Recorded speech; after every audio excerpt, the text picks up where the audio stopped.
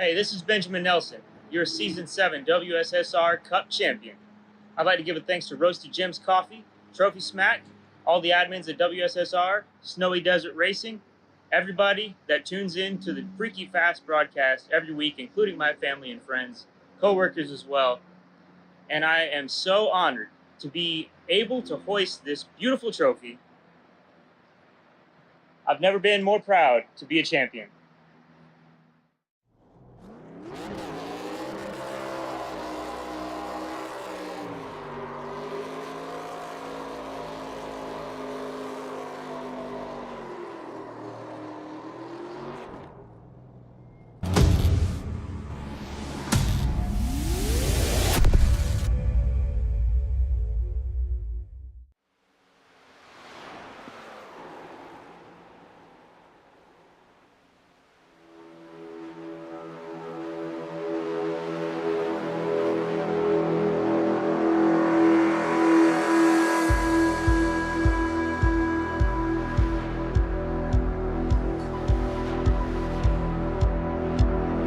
Welcome, ladies and gentlemen, to Freaky Fast Broadcasting. Happy New Year. Hopefully you enjoyed the holidays.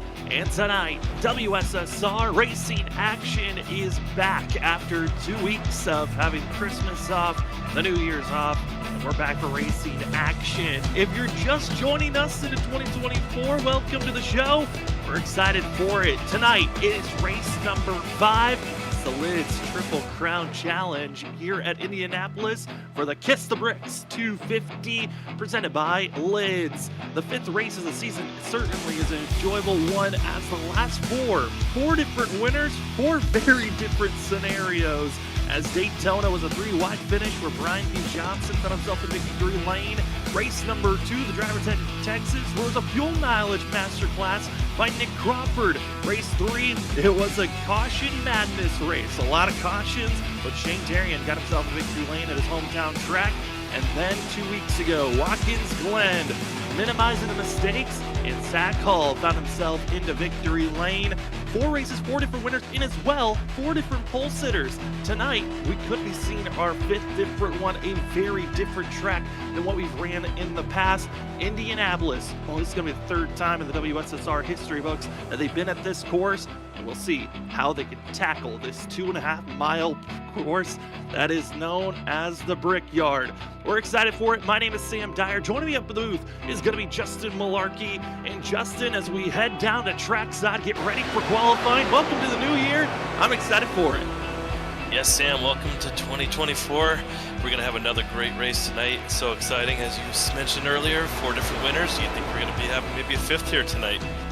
I mean, there is a very good chance we have a 5th different winner, but we've had past winners of this season alone have been quick at this track. Last driver to win this race, all the way back in season 5, it was Brian Johnson who got himself a victory lane. We also know Zach Hall can be quick at this course. We're also looking at how long this race could be. We're coming down to fuel mileage. We already saw Nick Crawford find the fuel mileage. Maybe we can find it once again as the field is underway with qualifying. Drivers given 5 minutes to put down their fastest time and 2 laps to do so. As Justice Murphy going to be out there on course in the 12 machine. Some of these drivers, I mean, with how large this track is, Justin, they have got to be quick on it. We only have 3 minutes left in qualifying, and no one's been able to put in a time in just yet. Everyone is on their first time lap. Yeah, this is definitely a track that's so large that you're not going to want to sit there on pit road and try and hope for a cloud cover. I think you just need to get in there and get out on the track, because before you know it, you could be running out of time really fast. We're under 3 minutes already, as we see Justice Murphy put down a lap on the 51.424 second range. It's going to be our starting time, but here comes the cluster of drivers that are going to be hoping to top the board. If we're basing the times off of practice, John Forbes was the fastest driver. That was a 50.333 time. And also John Forbes, a fast lap. Got a little bit of draft help. These drivers, not as much draft help, so the times are going to be a little bit slower than what their practice fastest laps were. But it's Ollie Fonseca, lap number 1, a 50.53 second lap time. That's a quick speed, no draft help, and these drivers are putting these cars to the max on that first lap. And he saw it there, slipping and sliding off the exit. Murphy proving to us, well, the exit of this corner is going to be probably one of the trickiest parts of this racetrack. Yeah, that's going to be something really exciting we're going to be watching all night tonight here. You're going to see drivers trying to put down the 900 horsepower in these engines, and they're just going to be spinning those tires off, especially once they heat them up here. The track surface will be getting a little hotter as the race goes on. You just see them slipping and sliding, and it's going to be really, really interesting here as we're seeing Ollie Fonseca still with the 50.530 top of the leaderboard with under 2 minutes to go now. And some drivers putting in their last lap. Some feel like the first lap's faster. Others feel like they found a little bit of inkling of extra speed on the second. John Forbes going to move up to second place, getting by Ryan Kelly. But we look on board with Christopher Norris, his 38 machine. That first lap was good enough to place him initially in 7th on the board. Smooth exit, a little bit of a wiggle, maximizing the speed. And Christopher Norris roaring down, trying to find any little bit of extra momentum. The second lap, last time for qualifying, it's not going to be good enough to advance forward. Norris going to stay in 10th position on his times as we move on over to the 22 of Joshua Corner, who's going to be hoping for some good speed. Again, these drivers all wiggling just slightly off the exit of turn 4, and the exit of these corners off turn 4-2. You're hoping to find that momentum down these extremely long straightaways where you can build up speed to find that extra pace. But the 22 of Corner looks like the first lap going to be good enough for 37th place. And I think this is what's crazy, Justin. Coming into tonight, we were looking at the drivers that were registering in. We are up to 40 drivers registered for tonight's race. 40 drivers, it's unbelievable to have that many drivers this deep into the season. You know, we're already a quarter of the way through, and we haven't seen anyone fall off yet. We're still seeing 38, 40, 39 drivers show up every week, and that just shows how impressive this league is and the level of competition that all these drivers put on for this race. And one thing I want to make note is we're seeing 50.530 for first place, but when you drop down to 37th, it was still only about 7/10 separating the whole field, which means we're going to have a really great race here tonight, Sam. Oh, we are excited for it. How are these drivers going to tackle their speed around one another as qualifying has come to a conclusion? Ollie Fonseca going to be the fast driver here tonight with the top of the board. But first, these drivers are going to be given a 5-minute warm-up time and get a little bit of extra laps and get a couple maybe practicing entering pit road, exiting out of pit road. That can be crucial if we get some green flag pit stops. And as we're underway with the warm-ups, it's time to look at some of the fun things about this season. Let's first take a look at the schedule for this season. Like I said, we had 4 races before tonight's racing. Drivers certainly were putting on a great show. 4 different winners, 4 different pole sitters, as we had Ross Tatum, Benjamin Nelson, Shane Terry, and Zach Hall, your pole sitters for the last 4 weeks. Well, we have our 5th different one. Going to be having the 24 of Ollie Fonseca, top of the board here at Indy. But Justin, next week, it gets fun. A track the drivers, I've heard, still haven't even purchased or tested out yet.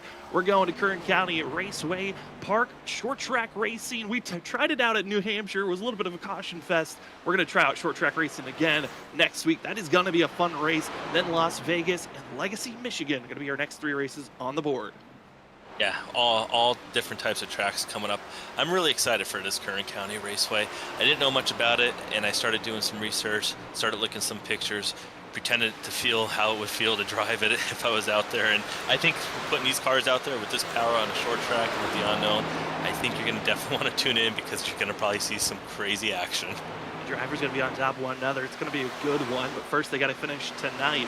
Again, 2.5 miles at the Brickyard. From the schedule, let's take a look at the point standings coming into tonight's race because drivers are really looking like they need some help. Outside, you see the blue line. That is the cutoff line for the playoffs. Top 16 drivers make it into the playoffs. If you have a win, you automatically lock in. If you're inside of the top 25 in points, which currently all 4 of our current winners are there, but just outside, down in 19th, surprisingly, Cedric Hunter, as well as in 20th in position in points, Danny Cochran, and our pole sitter for tonight's race, Ollie Fonseca, 19th, 20th, and 21st, outside looking, and we got some fast drivers that are outside of the playoff cut line currently, but it's still early. We're marching to the halfway point of the regular season here very quickly.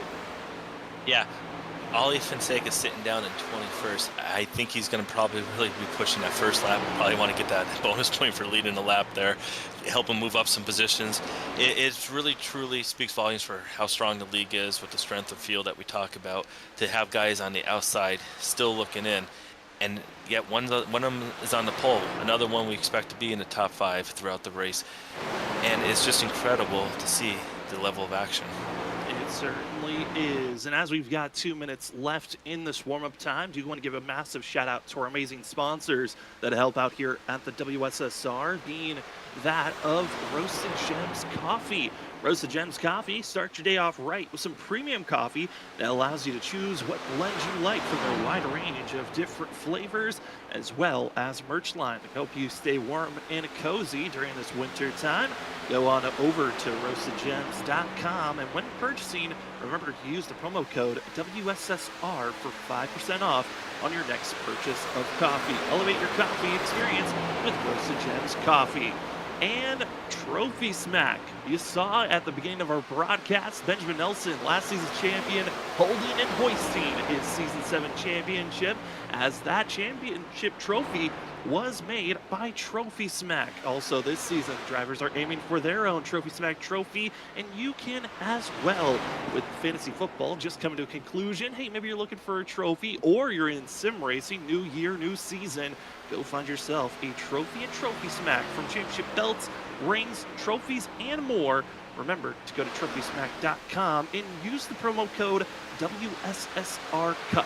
That's WSSRCUP when purchasing for 10% off on all items. Once you're done at both of those places, remember to come out over to Freak Fast Broadcasting on this Saturday. We've got a spectacular event going on. It is our 3rd annual JDRF charity race. That is the Juvenile Diabetes Research Foundation charity race that we are putting on. Year 1 was a 6 hours of Daytona.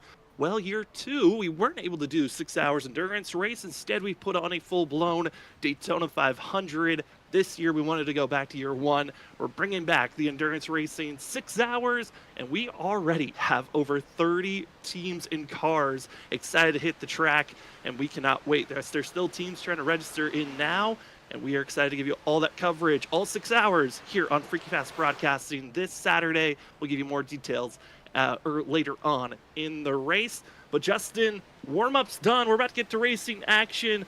Man, what are you think these drivers are feeling knowing we got 100 laps in the wings?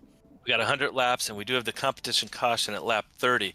So I was sitting here thinking, if you can make it about 26, 27 laps, we're thinking on fuel, will we see some strategy? Assuming the race stays green, we could be in store for a pretty interesting first 30 laps, because drivers may try to stretch it, maybe get to lap 26, 27, just come in for about 2 gallons, 3 gallons of gas, and maybe save a set of tires and try and get some track position versus putting tires on. I mean, other guys might split it if it does stay green, maybe pit at 15 and get advantage of those fresh tires.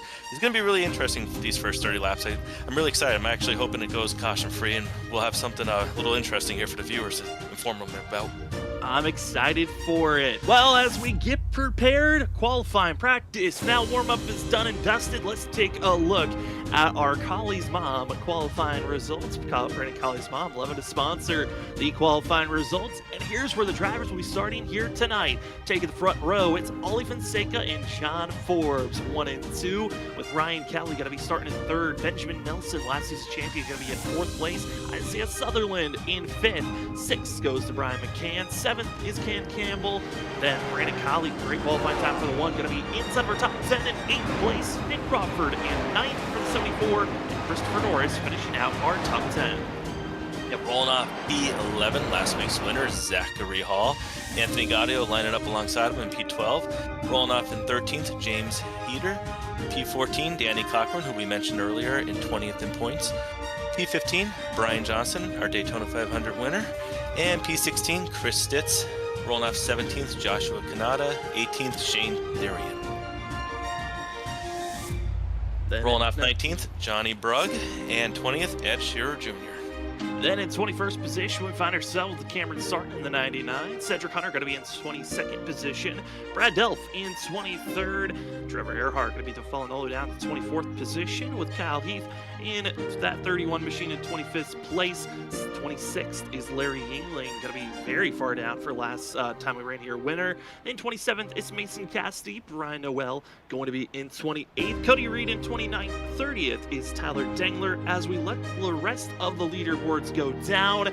we get ourselves prepared. These drivers tonight for Indianapolis for the Kiss the Bricks 250 presented by Lids. It's going to be 100 laps in total. Competition caution at the end of lap 30, unless there is yellow before then that will count as their competition yellow. So fast repairs, 5 extra sets tires in pit road, and it's 26 to 27 laps on fuel to watch out for. But the drivers, they're set. Pace car into pit road. Welcome to 2024. The WSSR race number 5 for season 8 is underway as the Kiss the Bricks 250 at Indianapolis. The drivers roar down into turn number 1.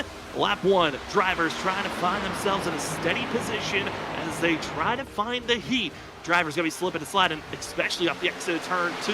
But the battle for the lead is underway. Ollie Fonseca and John Ford still side by side, and it's the 11 on the outside that keeps the lead as they hit the backstretch. 11 got a great run out on that back straightaway. He's going to be able to pull him here. Ollie Fonseca going to try and get some drafting help. Maybe look to the inside again going into this corner. Great battle going up here into turn 1. And it's getting about single file ready back to the top 10. Something you really want to focus on.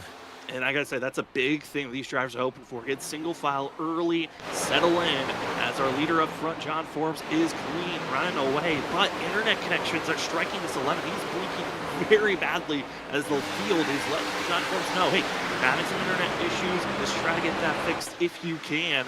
As the rest of the field continue to race on, and you're seeing some battles between the 15 of Ken Campbell, Brandon Colley battling for 8th place and 7th. Those two drivers are in some positions where they need some massive points. We'll see how well they can run. Moving forward in last season's champion, Benjamin Nelson, running inside of our top 5. Good run for the 79 machine. Yeah, he's looking to definitely bounce back, get a nice run here tonight. We see John Forbes. It looks like maybe that internet connection did settle down. I don't see more blinking there. As right now we ride on board here with Ryan Kelly in the third position. Already only 1 second back. It's amazing how quick the field could spread out here just due to the sheer size of this track.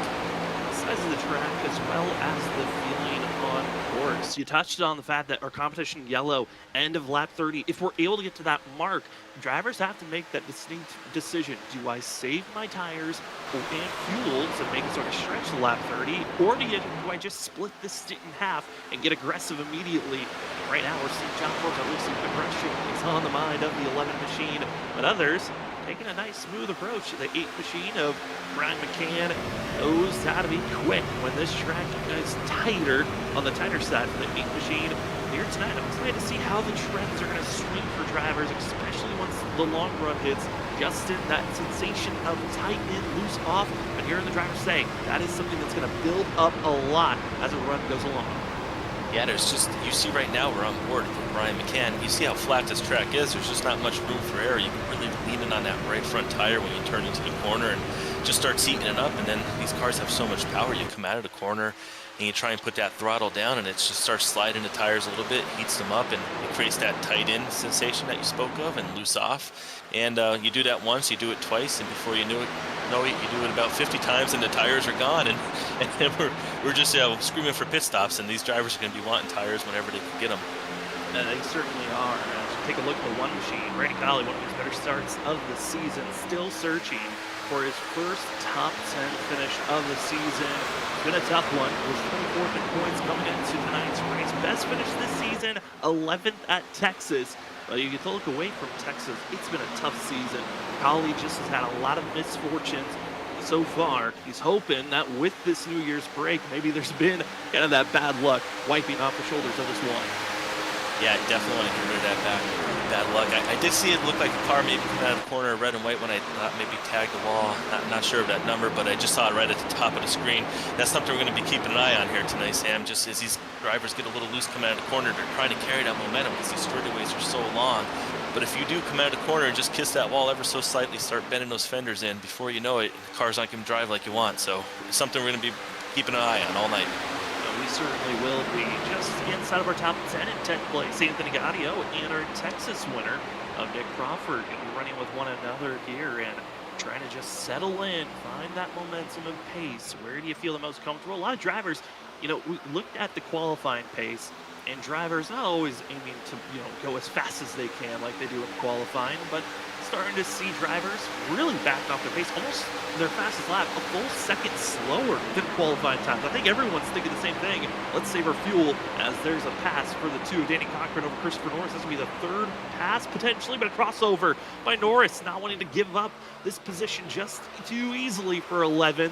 Track position can be so key, and Danny Cochran working that outside lane, but very close to the outside wall. It holds on steady, and that's actually going to hurt Christopher Norris in the momentum. Here comes Zach Hall going for a pass for 12. Yeah, Zach Hall's going to be able to get right underneath him, and it looks like he's going to clear him. Christopher Norris is going to try and tuck right back in behind, get that momentum back that we talked about. And I am seeing a battle up there. Looks like in third position, Ryan Kelly. Looks like he might be on the outside right now, and he's able to get back in front. And one thing you want to talk about is if someone does get underneath you, we have 5-6 cars so close together. Running the outside here is tough. Ryan Kelly was able to get that position back, but we're seeing right now the 14 getting underneath Isaiah Sutherland, getting right underneath Brian McCann. Now they're able to hold him though, coming out of the corner. Brian McCann clears him down the straightaway.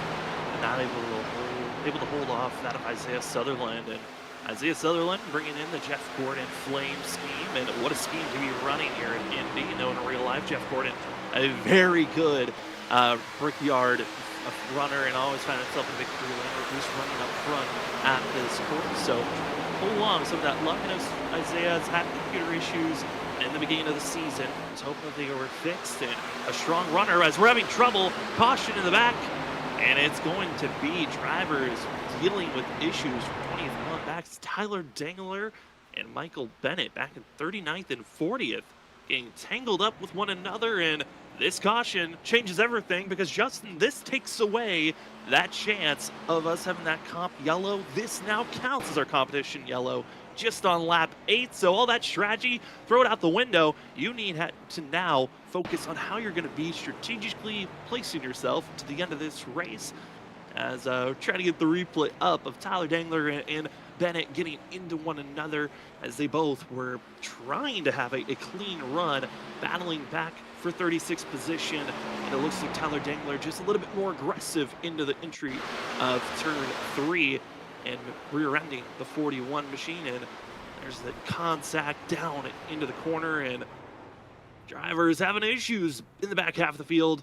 I mean, I gotta say, for these drivers, issues are going to be aplenty, Justin, as they run into one another. Yeah, that was some heavy contact there on both cars. They're probably going to be in pit road for a little bit of time. And speaking of pit road, we're going to see these drivers come around here very shortly. It's lap 8. We're probably going to restart at lap 10 or 11, about 10% of the way through. But I think you're probably going to want to bolt a set of tires on, as we're seeing a lot of leaders getting ready to duck in here. We got the 11 peeling off. Ooh, little Some bit of staying out.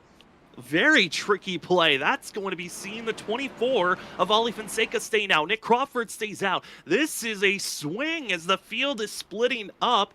Some entering pit road, others not. John Forbes still having issues, as see that 11 blinking away, as he's hoping to get that issue figured out, because that, if we continuously see issues like that for John Forbes, he could be penalized. That is something that race control, huge shout out to Steve Benjamin, could be giving out to these drivers if they feel like it is a hazard to the field.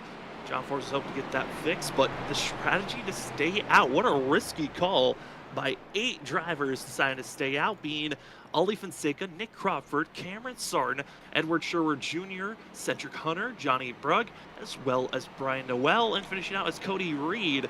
Gutsy calls from them, and then other drivers with some gutsy calls. Ken Campbell in 9th, 10th place is Christopher Norris, deciding to just take fuel only for those two, as the rest of the field, 4 tires and fuel. Yeah, this is going to make for an interesting next couple laps here. We're going to have, we saw the drivers racing about 202, 203 miles an hour, and as you mentioned, they were slowing down, and it was only lap 7 of that run. So it's going to be interesting. If you can't get the power down coming out of corners, and you're not going 203, 204 down the straightaways, people might be passing you pretty quick. I mean, I think also the big thing to watch out for is when you're coming off the corner. I mean, you're not carrying as much momentum through the corner. You don't have that grip. So these drivers could be in a very scary spot to watch out for, as they're waiting for the pace car lights to click off. That's going to be the indication that we are going to the 1 to go marker. We do have drivers still in pit road getting service done. Tyler Dangler and Michael Bennett still getting repairs done. Bennett 2 laps down after the leaders go on by. Tyler Dangler just becoming 1 lap down. You hate to see that start for those drivers, but they will try to get back into the mix and maybe see a couple of more yellows that can help them get back onto the lead lap, because if we look at past trends here at Indianapolis, so this is the 3rd time in the history of WSSR that these drivers have ran at this course. Back in Season 2, when they first ran here, there were 3 cautions, and Larry Yingling found himself in a victory lane at that course.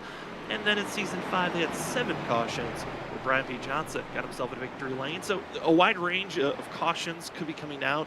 But I would say this combination, Justin, of field of drivers on old tires compared to new, this is a combo that could be disastrous for the field if they're not careful. Yeah, it is a combo that's going to potentially lead to some disastrous racing. But we've also seen it be the opposite. We've seen it end up going green for a while, and then some guys who didn't pit early end up having to pit. That's one thing we'll have to keep an eye on, is if it does stay green, these drivers that didn't pit are only going to have to be in about 18 to 20 laps down in pit road, so it could potentially put them in a bind. So it's something that we'll have to keep an eye on, keep watching. I'm excited though for Ollie Fonseca. I know he qualified first, but he did not get to lead those laps, and now he was able to get that bonus point, so that's going to help him out for the points. It certainly is. Here's your weather conditions for tonight's race. Ambient temperature being 67 degrees. It's a cool day. 82 is the track time, not bad. Wind is not too terrible. It's only at 2 miles per hour. But the field, got to be loving the fact that it's a cooler track. I mean, there's a little bit more grip to work with, and we'll see if they can stay on course, as it's time to see old tires versus new, just 10 laps in, and we are back to green flag action here for the Kiss the Bricks 250, presented by Lids. Down into turn number 1, it's Ollie Fonseca, Nick Crawford. The rest of the field is going to be side by side as they go through turns 1 and aiming towards turn 2. Yeah, we see the first 3 cars get single file, and our first battle right here is the 99. He's on the inside, trying to look, see if he can get that position. And right now the problem is the draft is on the outside. He wasn't able to clear. The 13 is going to get there and push Johnny Brugg down the straightaway. Might make it hard for the 99 to complete this pass, but he's still got the preferred position going here on the inside. Broussard trying to hold steady. He'll slight contact with Brugg as they exit out of the corner of turn 3 down into turn number 4. This 99 machine is not able to gas it up and get back on the throttle as cleanly as the driver's on the outside. Like I said, the draft help massive. Let's go try 3 wide though, as down on the inside groove. It's going to be the 77 of Ryan Noel, not wasting any time. Gets by Sarn and aims to attack the 13 of Cedric Hunter. Yeah, that was an impressive move. Of course, they're not going to be able to get the position, and he might actually lose one here to the 52 of Cody Reed. And now the 77 is going to be stuck on the inside, potentially down his back straightaways. You see that draft will kick in, but he's going to slide up here behind the 52. Sam, one thing is really interesting. When you see these drivers get down in these corners, there's rumble strips down there. You hit those and it might potentially upset the car. You're going to see it come right into screen here. It's just that little bit of rumble strip. You see the different color on the pavement. It's you get on there, it could get the car to get a little loose and maybe slide up into some drivers. Well, the rumble strip's something, and then also the paint itself. You can drive and have the tires just underneath the paint, and some drivers like that sensation being down there. Others don't. They're 3 wide battling behind as drivers on fresh tires trying to make the move, but also for the lead. Nick Crawford gets to the inside of Ollie Fonseca, but Fonseca holds steady on the outside groove, and it just looks like drivers on the outside here early on, Justin, are able to hold their position way better than I'm expecting them to. Yeah, I really wasn't expecting that either, Sam. I love that you brought that up. You would think in this older car seem more like, especially at Indianapolis, you want it to be on that bottom and be able to complete the pass, but we're seeing the drivers be able to power down and hold the grip on the outside. It's creating some really interesting racing. We're almost having 2 grooves here. Those drivers still trying to figure out how they're going to march forward. Those that just took 4 tires and fuel, being led by Ryan Kelly back in 10th place, have not advanced forward. There is a little bit of that log jam. We're seeing side-by-side racing. That's where the drivers are at, that have 4 fresh tires, not able to really make any big moves currently. But they are just clogging up, staying side by side. This is really using up the tires for the drivers that are on the outside lane, not utilizing, that extra little bit of pace that they would like here early on. Instead, they've got to be careful. A lot of slicing and dicing and drivers having to be careful. I mean, the speeds you were talking about, Justin, of these drivers on the entry of these corners, I mean, drivers all have different mentalities of how they want to enter a corner, but the braking zones also, when you're going over 200 miles per hour, you got to be perfect on those brakes. Yeah, it's the driver in front of you gets on that brake a little bit sooner than you're anticipating, and it causes you to really slam on it. Before you know it, you have that chain reaction, and the guy 3 cars back might rear end you and could potentially put your day in a bad spot. What you mentioned before about the weather, I think that might be helping with these tires. I really thought the guys that took tires were going to kind of come through the field a little faster than they are. But like you said, it's just so hard to pass it. They're burning their tires up right now. The top 8, they're single file. They're not pushing and sliding these tires like these guys back here are. I think another thing could be also the factor of everyone was trying to, initially on that first 10 laps of this race, it was protect your tires, you're also protecting your fuel, you're trying not to, oh boy, driver's getting real sketchy off the exit of the corner there, as it looked to be a driver on the outside wall, spooking majority of the field, as Benjamin Nelson, as well as Anthony Gaudio, getting very close to that outside wall, and hearing drivers over the radio, they are getting nervous because of where the 11 of John Forbes has been running. He's been disappearing still consistently, and drivers are trying to react to get around the 11, but he disappears like that, and you have no idea if you're actually going to be inside of him or not, and it's causing a lot of scare for the field that's in the middle of the field as this 11 machine continues to fall backwards. And Trevor Earhart right now, he just wants to get to the inside and be gone from the 11. We've all been there, I think. It's just a bad problem when the blinking happens. I'm not really sure how you can fix this, Sam. I've never personally been told I've been blinking. I'm not sure. I can't really elaborate on that. I would love to know what a driver could do when he's out there racing to fix that issue, other than pull off. I mean, you pull off, or you start yelling at people that are in the house to get off of YouTube, get off the internet, stop downloading something. There's a lot of things you can be yelling at if your household is using up all the juice, and you're hoping to have some of that internet to work with. As right now on screen, it's the 21 of Ross Tatum trying to make his way forward. And Ross Tatum, one of the bigger movers and drivers that have been just trying to march their way forward, didn't qualify that well, was the 21, qualified back in 37th position, but Ross trying to make his way forward, up 11 spots, and other drivers that are trying to make their way forward is going to be the 44 of Nick Alves. Alves has been having a strugglesome start to the season. He's been caught up in a lot of wrecks early on, and currently the 44 trying to make his way forward, as well as see Dakota Moniz up 3 spots. Is the 5 machine. That's great. He's up 3 spots. That's all you got to do. Keep marching forward every week. We see Larry Yingling. We know Larry Yingling has speed. We've seen him throughout the season be up there right now. Maybe he's just hanging back. It's a long race. We're only lap 17. Avoided the first accident. Right now, there's no one really around him. Maybe he's just trying to take care of his cars. I see it. There is a caution.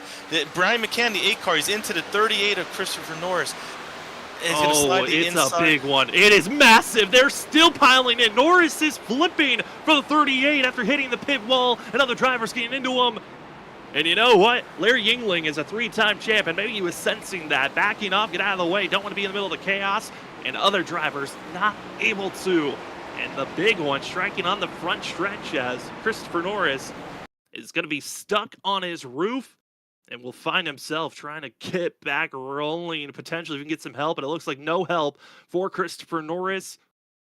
And it looked to be some contact between the 38 and the 14 off the exit of turn 4, as we're going to be seeing that of Isaiah Sutherland, Christopher Norris trying to make their way forward. And Norris was one of those drivers that decided to come into pit road and just top off on fuel, while the 14, one of the drivers decided to take 4 tires and fuel, and exit of 4, just a little bit of a slide in.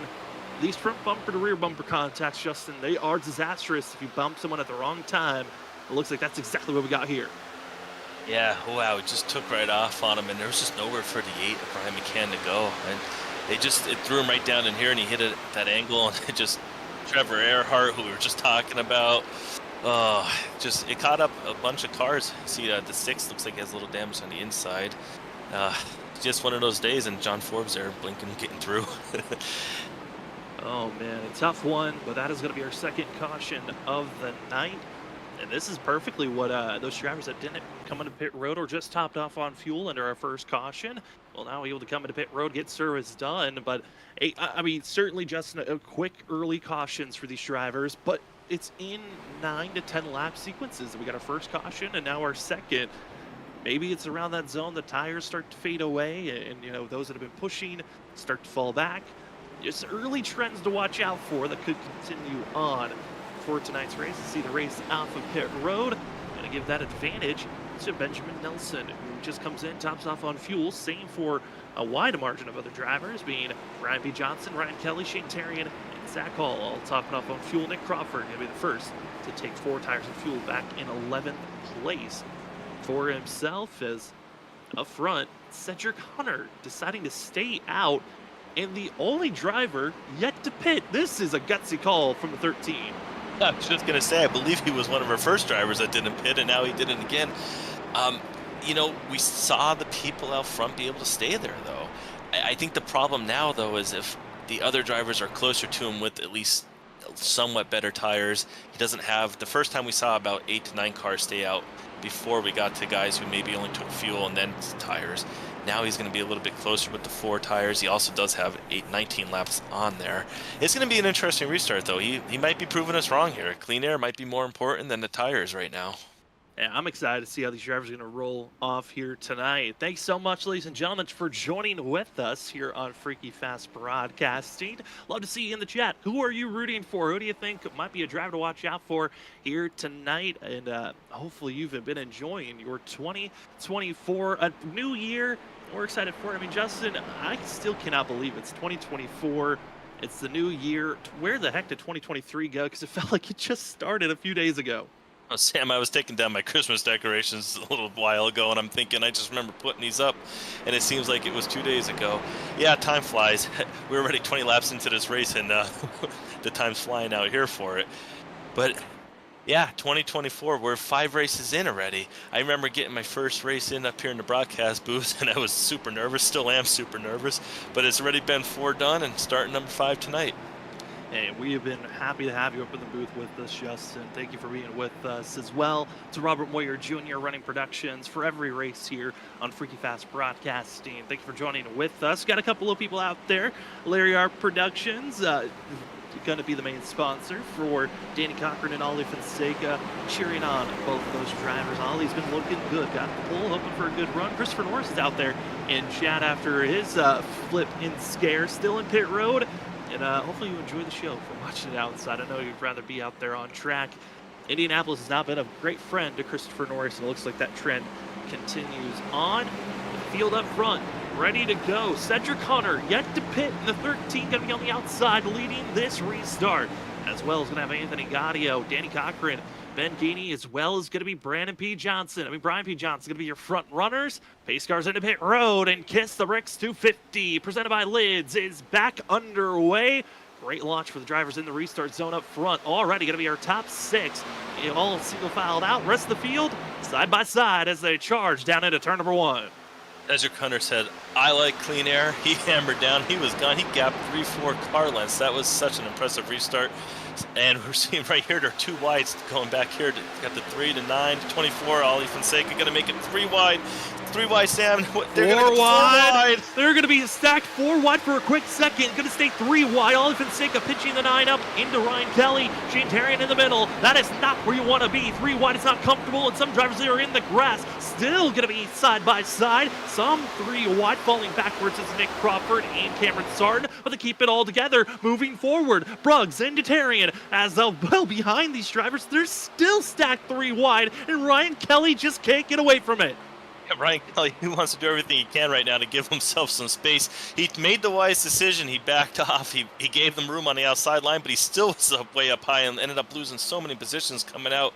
That just has to be super frustrating. We know he has speed. He's going to work everything he can to try and get these spots back now. And you're seeing drivers working down below. Cameron Sarton he is placing himself in some scary positions. Cody Reed now going to duck below, looking for the momentum. Side by side down into turn number 3. And this is the mixture of drivers on fresh rubber compared to those on older tires. That 98 machine, the Brent Keeney, going to be the driver that's on the older tires than most of the field. That's why he's stuck on the outside, just trying to hold on for dear life. While the rest of the field, they've got 4 fresh rubber, 4 freshies underneath them. And they're trying to use them to get up front, recognizing how important track position is. Right on board with Cody Reed, still trying to make his way forward, and a deep dive underneath Ryan Kelly. deep dive, heavy on the brakes, going about 202 miles an hour right there. Getting to slow down to about 160. That's so impressive to be able to do. This track is so flat that you're just relying on the brakes, relying on the tires to get you slowed down. And we're still seeing Cody Reese here stuck on the inside of Ryan Kelly. Luckily, he has people in front of him, so he is getting a little bit of draft, so he's able to tow down this back straightaway. In the tow, but still stalling it out. They are losing ground to our leaders, which, speaking of our leaders, there's been a pass for the lead. Danny Cochran able to get by Cedric Hunter as he comfortably gets slotted moving forward, as Cedric Hunter yet to pit for the 13. Those old tires are showing as he is just being hunted and hounded by a pack of drivers on the move. But it's Danny Cochran. Larry Art Productions was open to see this two machine running well. Well, they're doing just that in the lead, trying to pull away from last season's champion of Benjamin Nelson. And Benjamin Nelson not wanting to let him pull away. He's keeping it. Do have a yellow on track, Sam. Yellow flag is out. And drivers are trying to calm down on where it is. I'm actually trying to find out where it is. I believe it might have been the 11 of John Forbes, who was not able to make it into pit road. I believe he just comes to a halt as he actually is going to be contact between the 11 and the 25 of James Kaufman off the exit of the corner. There's the contact. The 11 disappears right at that moment. And with these drivers being slowed down, hello, we were attacking into these corners to get to. We knew at some point John Forbes' internet was going to strike with an incident, and you hate to see it happen there. 25 laps into this race. Yeah, you hate to see that, but maybe he'll be able to get in there and get it fixed, and potentially get the internet fixed too, and work on it for in the future. So I do want to talk about Cedric Hunter here. That caution may be a perfect blessing. We did see he was maybe under attack, where he was going to lose a couple more spots there. Right now, I'm assuming he's definitely going to pit. He's got to be super low on fuel. He hasn't used any tires yet, so he's going to go in and take 4 tires.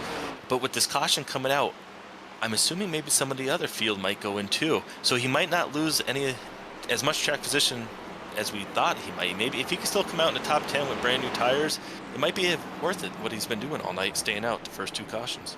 We'll have to watch and see what is the decision to come into pit road. Update on John Forbes. He has pulled it into pit road after the incident. It's called it a night for the 11.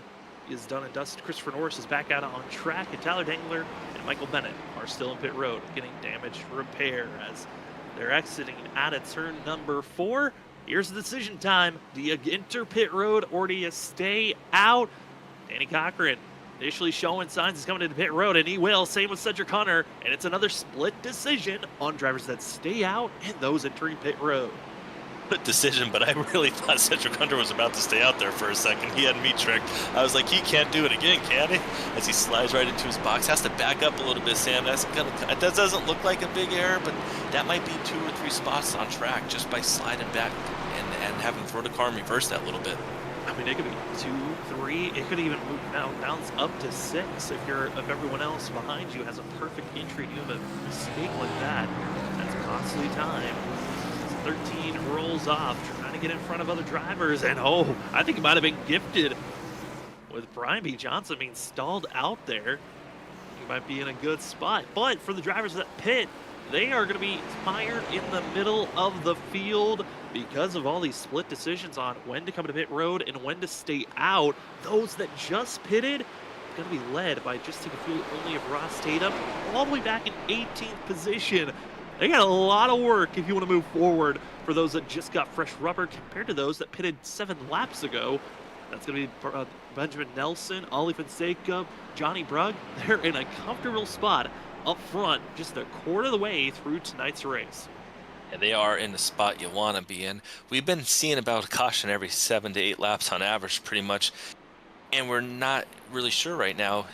Is the tires more important or is the track position? I think we're leaning towards track position, but eventually some of these guys that haven't pitted and have older tires, if we do get a long run here, it's going to be quite interesting to see how it all plays out. It certainly will be. Well, here's some of our race reports for tonight's race. This is our 3rd caution of the day that we're underway with, as they have ran now coming up to 6 laps under caution, and we've had 6 different lead changes since this race started. It's really helped with all the split decisions. The drivers decided to stay out, not then come to pit road. It's been fun to watch how these drivers are going to be attacking these corners, as Benjamin Nelson going to be leading the way. Ollie Fonseca in second. Ollie's in a pretty good spot to watch out for on that outside lane. This 24 machine got the pole. He's got slightly fresher tires than Benjamin Nelson. I think this front row battle is going to be a key one to watch out for, especially the fact that Nelson's got the takeoff control. He's going to be the lead driver on this restart, but Ollie's got the fresher tires to work with once they get off the exit of turn 2. Yeah, that will be something that we're going to be watching here in about 30 seconds when we get back to green. It's older tires. Sometimes you get to put that power down, these high horsepower engines, and maybe you spin those tires a little bit, and that could be troublesome because we could instantly see a bottleneck. I know we saw it at New Hampshire 2 weeks back. It's something we're going to have to keep an eye on here on these restarts too, Sam. We will have to watch out for Benjamin Nelson, Ollie Fonseca, Johnny Brugg, Nick Crawford, Cameron Sarn, Cody Reed, Brian Noel going to be your top 7, with Edward Shore Jr. in 8th, Isaiah Sutherland in 9th, and finishing out our top 10, Christopher Wade in the 53. Wade's been making a good run. He's going to be on the outside, Superman S Machine, and open to get a good launch and kind of stick with a good position. He needs to get points today, such as the same for Ollie Fonseca and Danny Cochran that are trying to make their march forward as we get ourselves prepared for another restart here tonight. Thank you for joining with us. It's race number 5 here for the WSSR Roasted Gems Cup Series. The Kiss the Bricks 250 presented by Lids is back underway, and a great launch by Benjamin Nelson as they go down turn number 1. Already going to be 2-3 car lengths ahead of the battle for second. Benjamin Nelson doing what he needed to do to get a great restart there. Johnny Brugg, though, going to potentially move into second here. Going to see what he has here for Benjamin Nelson as they get ready to go down this long back straightaway where you're going to want all the momentum. But Ollie Fonseca clears him on the outside, Sam. Trouble strikes the back end of the field. Cedric Hunter bounced out of the way. Caution flag is out. And the 13, heavy contact almost made for himself as he was able to come to a halt. Oh, that is so unfortunate for Cedric Hunter. We saw him show speed on the old tires. Unfortunately, he had a pit. He was low on fuel. And Sam, we talked about him sliding through the pit box. I mean, you know, maybe he was starting in a row that put him around this accident. We're going to see right here what happened. But, you know, it's just so unfortunate. In his field, they were starting to get very clogged up with one another in the middle of the pack. And Cedric Hunter and others were trying to make their way forward. But it was certainly a lot of aggressive drivers. They're about 2-3 wide with one another. And down into the entry of turn 3, turn 2, excuse me.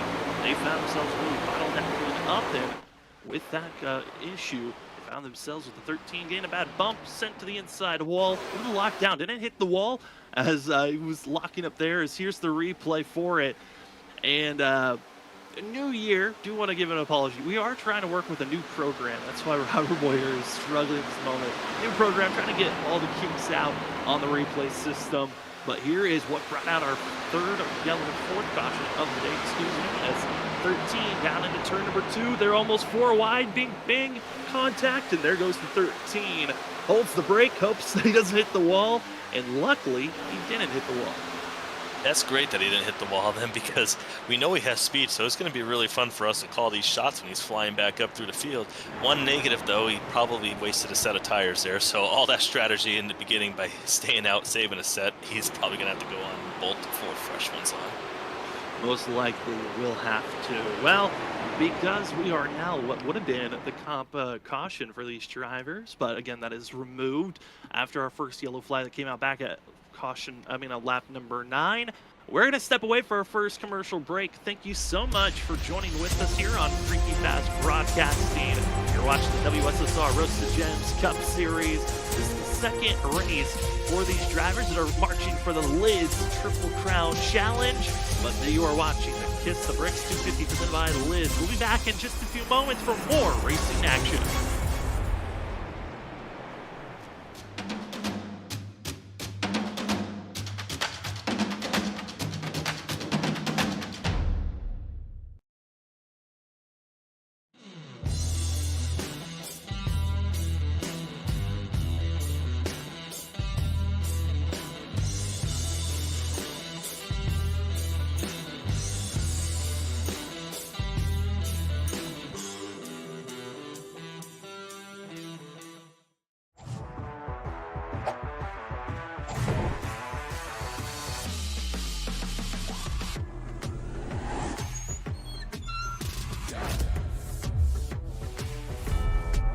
Hey,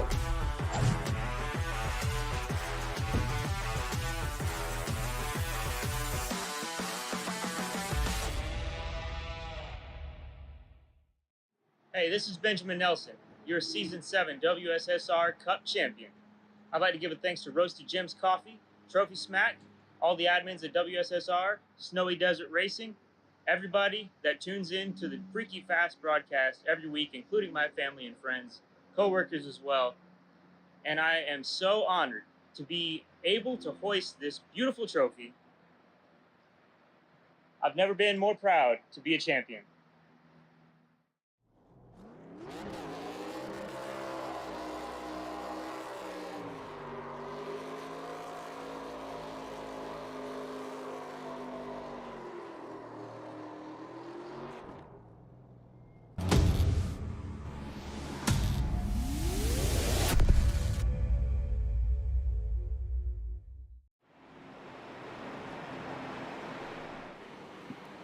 Welcome back, ladies and gentlemen, to Freaky Fast Broadcasting. My name is Sam Dyer. With me is Justin Malarkey. Running productions in the background is Robert Moyer Jr. And thank you for joining with us here on Freaky Fast Broadcasting, giving you the coverage of the WSSR Roasted Gems Cup Series Season 8, race number 5 of the season. It's been a hectic one. We are now 30 laps in the book, about to be 31. We still have 70 laps to go. About to be 69 as the field's rolling around turn number 3. Benjamin Nelson leads the way. Ollie Fonseca, our pole sitter, going to be in second. It has been a lot of jostling back and forth. Drivers on mixed strategies. Those on some of the freshest tires are all the way back in 18th place. And because of the hard racing back there, that's what brought out our most recent yellow. But up front, slightly older tires and hoping for the track position to stay. Here we go as the pace car pulls into pit road. It's time for Benjamin Nelson to take us to the green for the Kiss the Bricks 250 presented by Lids. Here we go as the green flag is out, down into turn number 1. Nelson's figured out this restart, and Fonseca, he's got to battle again for second place. Got that restart figured out, controlling the field, not having to worry about the side-by-side action that we're seeing behind him. Johnny Brugg was to the inside of Ollie Fonseca, but not able to complete the pass. Looks like he's just going to stay tucked in here, going through this next corner, and then be able to hammer down his back straightaway and get that draft going. We saw speeds reaching 200, 202, 203 miles per hour. Right now, they're 195, 196, 197, 202. I see, Sam. They are screaming down these corners, turn 3 and turn 1, and they're trying to keep up as quickly as they can. Drivers on some of these big passes and moves right now. We're seeing 71. Edward Sherwood Jr. from our rookies trying to make his way forward, aiming to get by the 99 of Cameron Sarton, who's kind of been a catalyst, you could say, of our front runners inside the top 10 that everyone's trying to get by. Haven't been able to. He's been a great wall so far as 71 aggressively on the entry, clipped, and there we go. 71, 99, and the wreck builds off the exit of turn 1. The rest of the field hoping not to get collected more into the chaos as they are still trying to slow down and fan out. It looked like maybe 3-4 cars total there. That's unfortunate, running in the top 5 there, and that damage is going to put those guys in some... they're going to have a couple of minutes to repair there, Sam. So unfortunately, we're going to have another caution here, lap 33. Just one of those movements where drivers are not giving each other a lot of space to work with. As Brian B. Johnson, I think smartly just gets out of the way. But here's the aggressive driving from 71 and the 99. Edward Sherwood Jr. trying to get by the 99 of Sarton as there's some slight contact off the exit of turn 4. But it's the setup going down into turn number 1 by the 71. Aggressively trying to, dive down to the corner, but everyone's trying to hold their own line. And race control deeming this incident on the 71 of Edward Sherwood Jr. But Justin, just 2 drivers aggressively entering the corner. 71 just not able to hold his line as aggressively and as best as he would want. But you saw there in the 99 going with a different, also turning it in arcing motion than what everyone else was doing. Yeah, it's like 2 drivers are fighting over that real estate. It seemed like the 71 got in there a little hot and then started coming up slightly. And then the 99 is just there, though. I mean, just they're like you mentioned early, just not really giving each other enough room. I mean, we know it's a restart. No one wants to lose that momentum because you're going so fast down these straightaways. If you come out 5 miles an hour slower, you don't want to get freight trained. But it's just unfortunate. Both of these drivers running really, really nice up front, up in the top 5, top 7, and now their nights are going to potentially be back in the 25, 30 range. And if everyone gets damaged, then they're not, you can try to rebound from it, but Edward Schubert Jr. going to be with required damage into pit road is the 71 machine, as the field's trying to make their decision. Do you enter pit road or not? It looks like majority of them deciding to stay out for themselves, as field's been having a pretty good run overall on where you're feeling the most comfortable with it.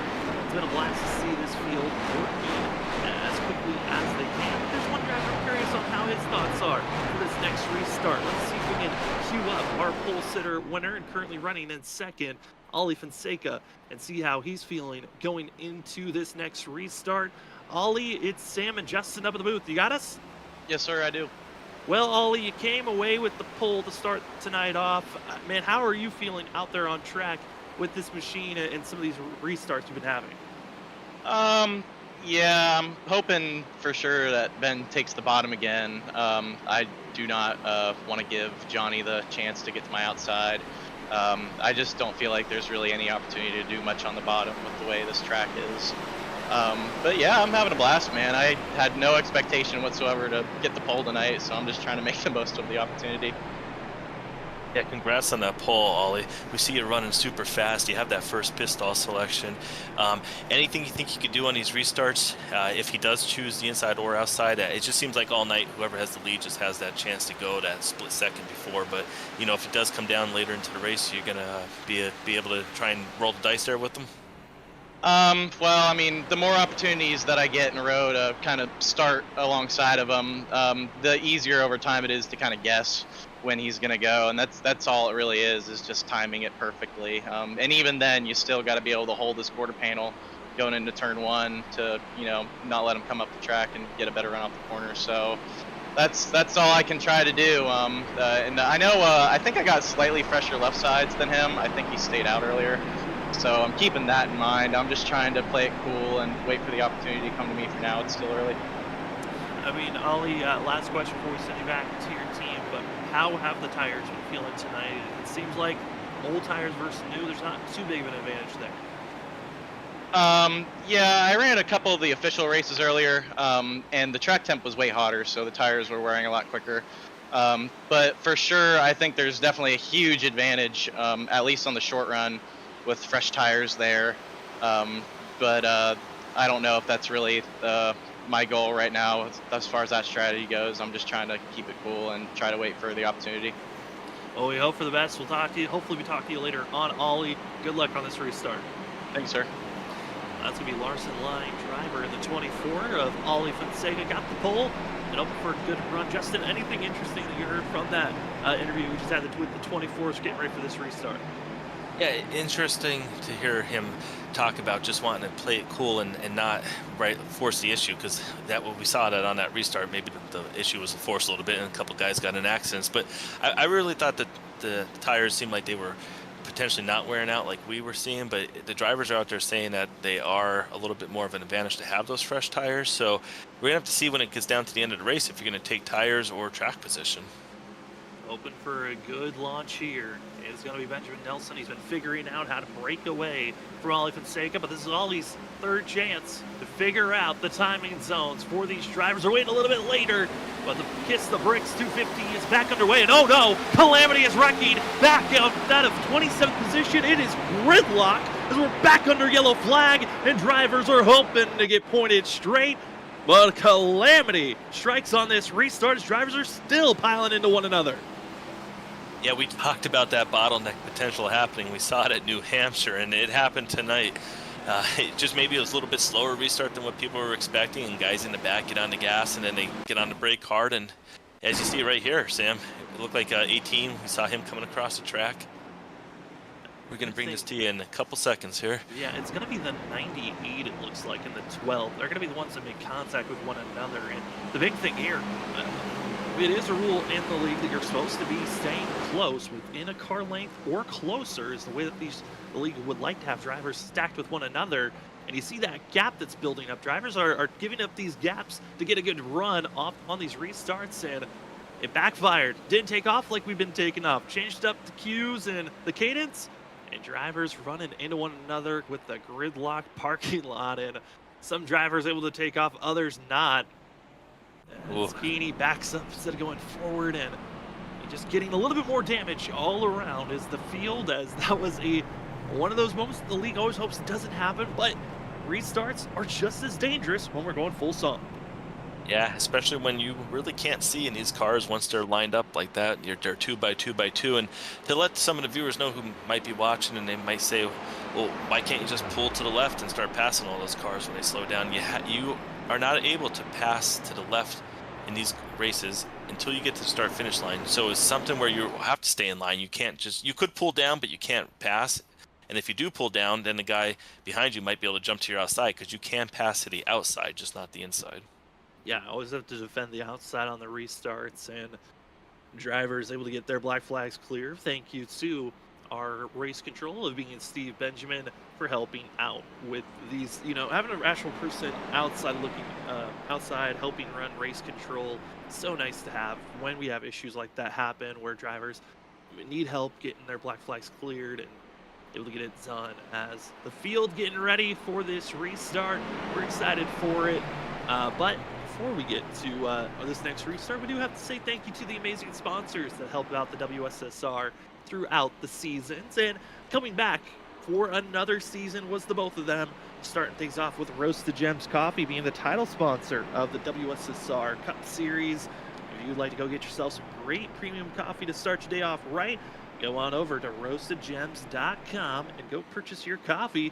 Remember to use the promo code WSSR for 5% off on purchase, as well as I've got plenty of other great options of coffee varieties you can get, and as well great merch line. With the holidays being done, maybe you just need to warm up and get cozy. Go check out Roasted Gems. It's a great merch line. As well, a huge shout out to Trophy Smack.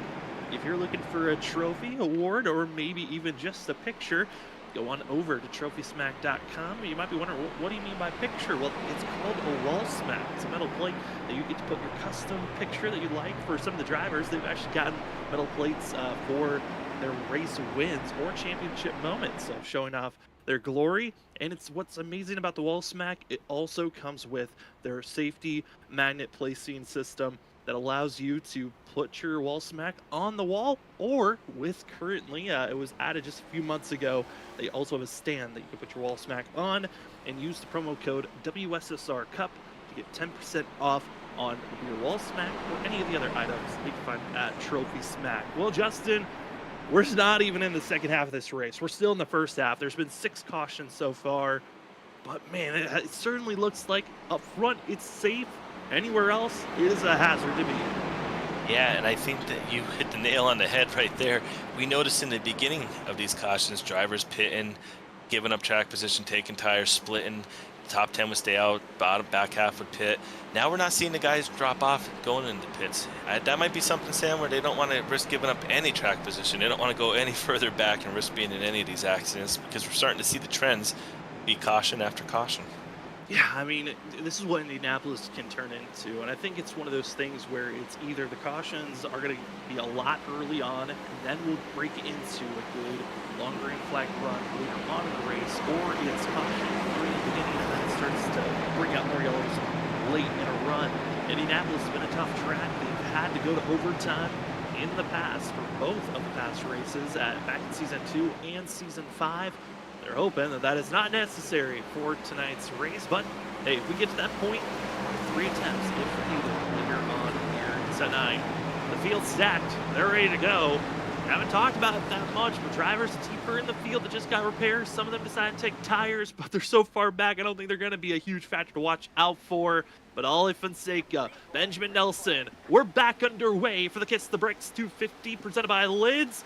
And the 79, probably one of his better launches of the race. What a good one for himself, not wasting any time. And now Johnny Brugg, Ollie Fonseca stay side by side up the exit at turn 1.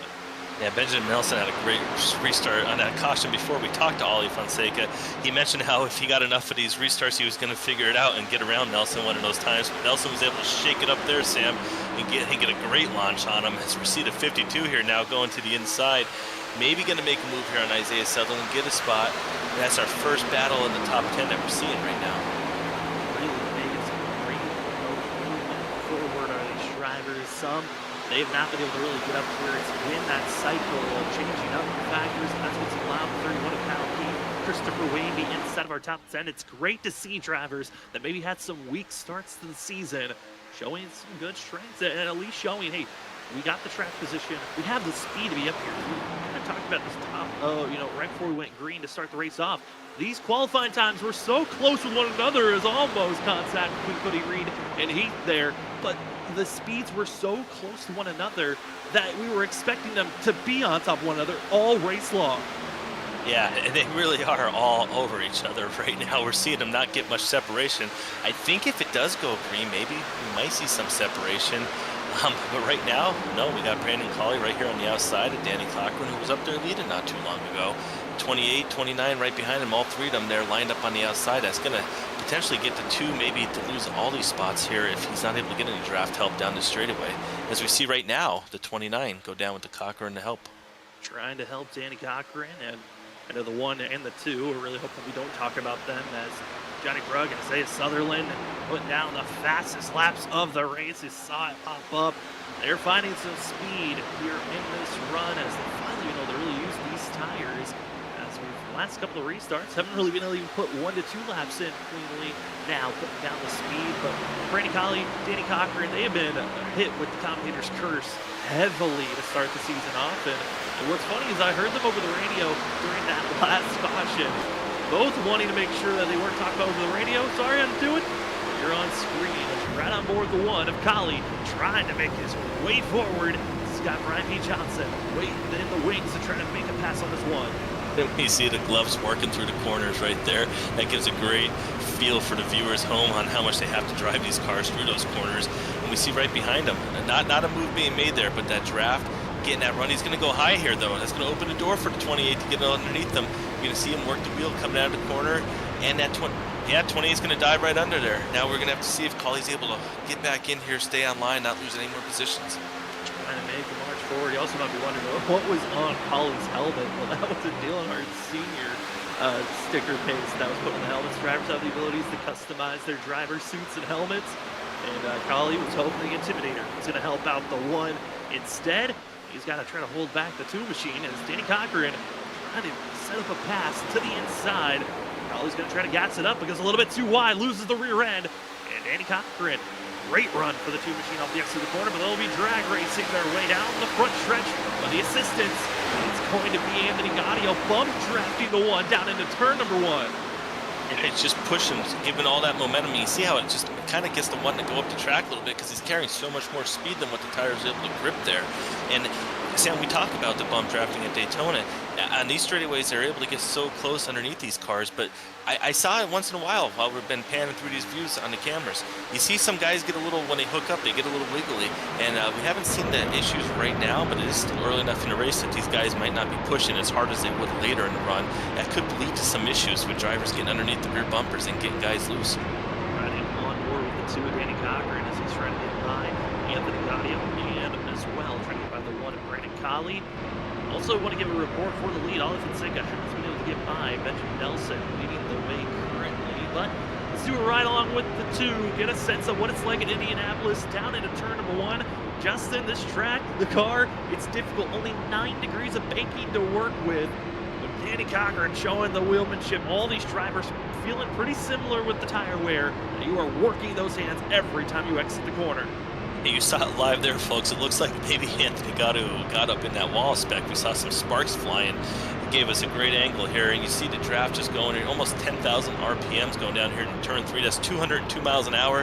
Heavy braking down here. You see how much these cars are skewed out. The 29 gets loose coming out of that corner. You're going to see the momentum now. He's able to gather it back up, but you just saw it coming out. You almost were able to read the door number on the side of the car. That's how sideways he got.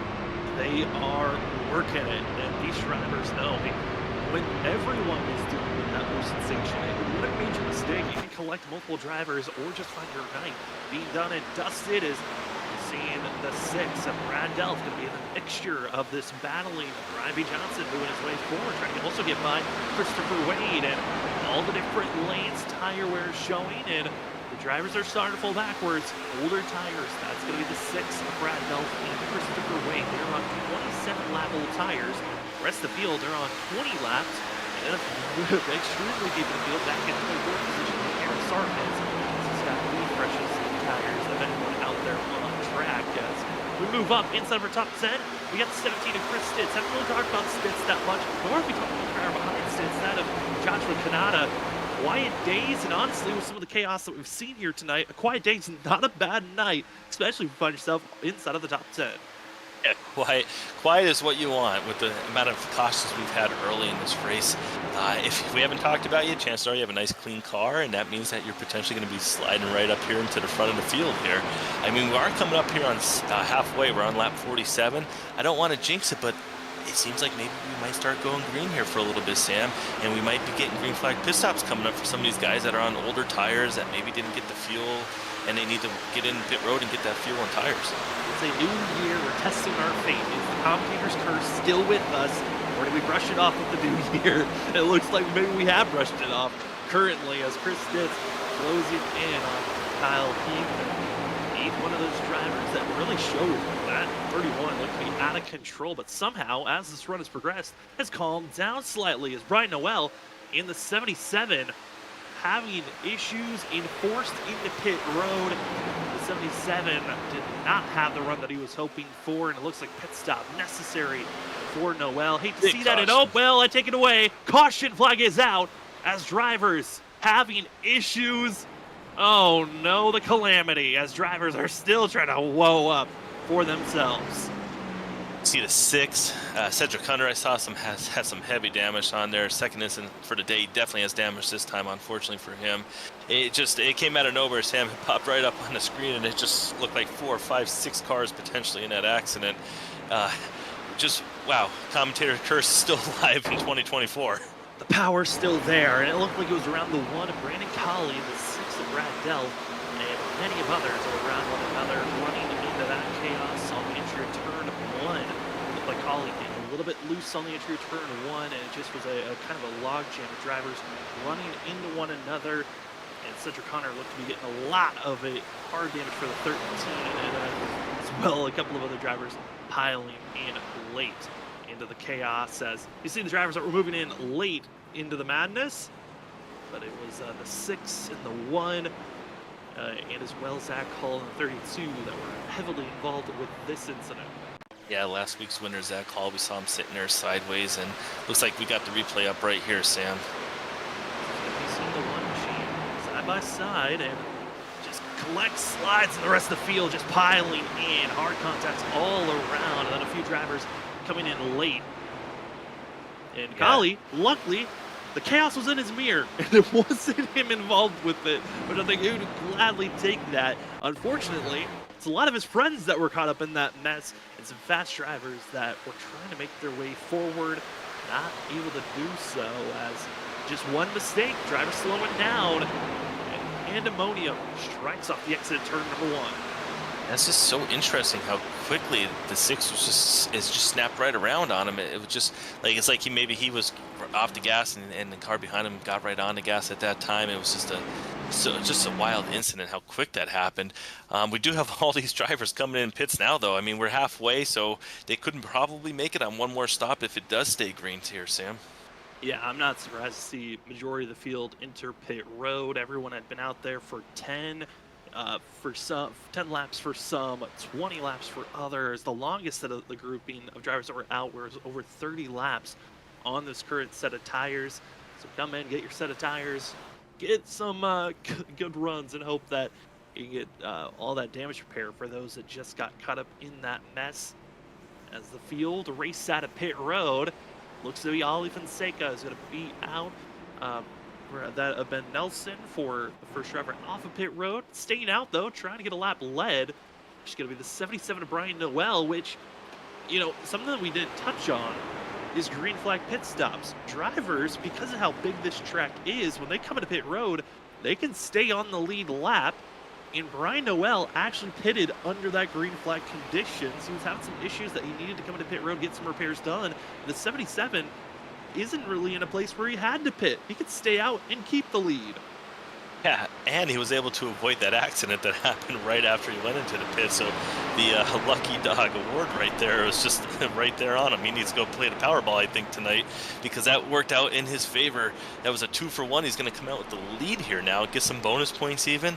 What a great strategy play for him right there. It was a massive help for himself. Unfortunate, though, one of our best rookies so far here tonight, Johnny Rugg, looks to have some internet issues. Strike the 20 machine. He has just been dropped out of the session due to packet loss. Those are some heartbreaking moments when either your internet went out or some type of something on your computer just broke that knocks you out of the server. That's when a driver gets packet loss. Brugg is trying to get back into the session, but a frustrating moment for the 20 machine. Luckily, we're under yellow. He's trying to get back, but though before he goes a lap down. I hope he's able to get back in. Even if he does go a lap down, it potentially could easily get it back with the caution here. You know, unfortunately, it is halfway through the race. I know Johnny Brugg, I've raced against him. He's such a great, clean driver. He's fast. We saw him up there challenging to almost get second on one of those restarts. It'd be nice to see him get back in there. I know he's going to contend for wins throughout the season. We're expecting him to have a great run. He's been one of the stronger rookies of this season's class. I know Edward Sherwood Jr. has also been a strong rookie to watch out for this season.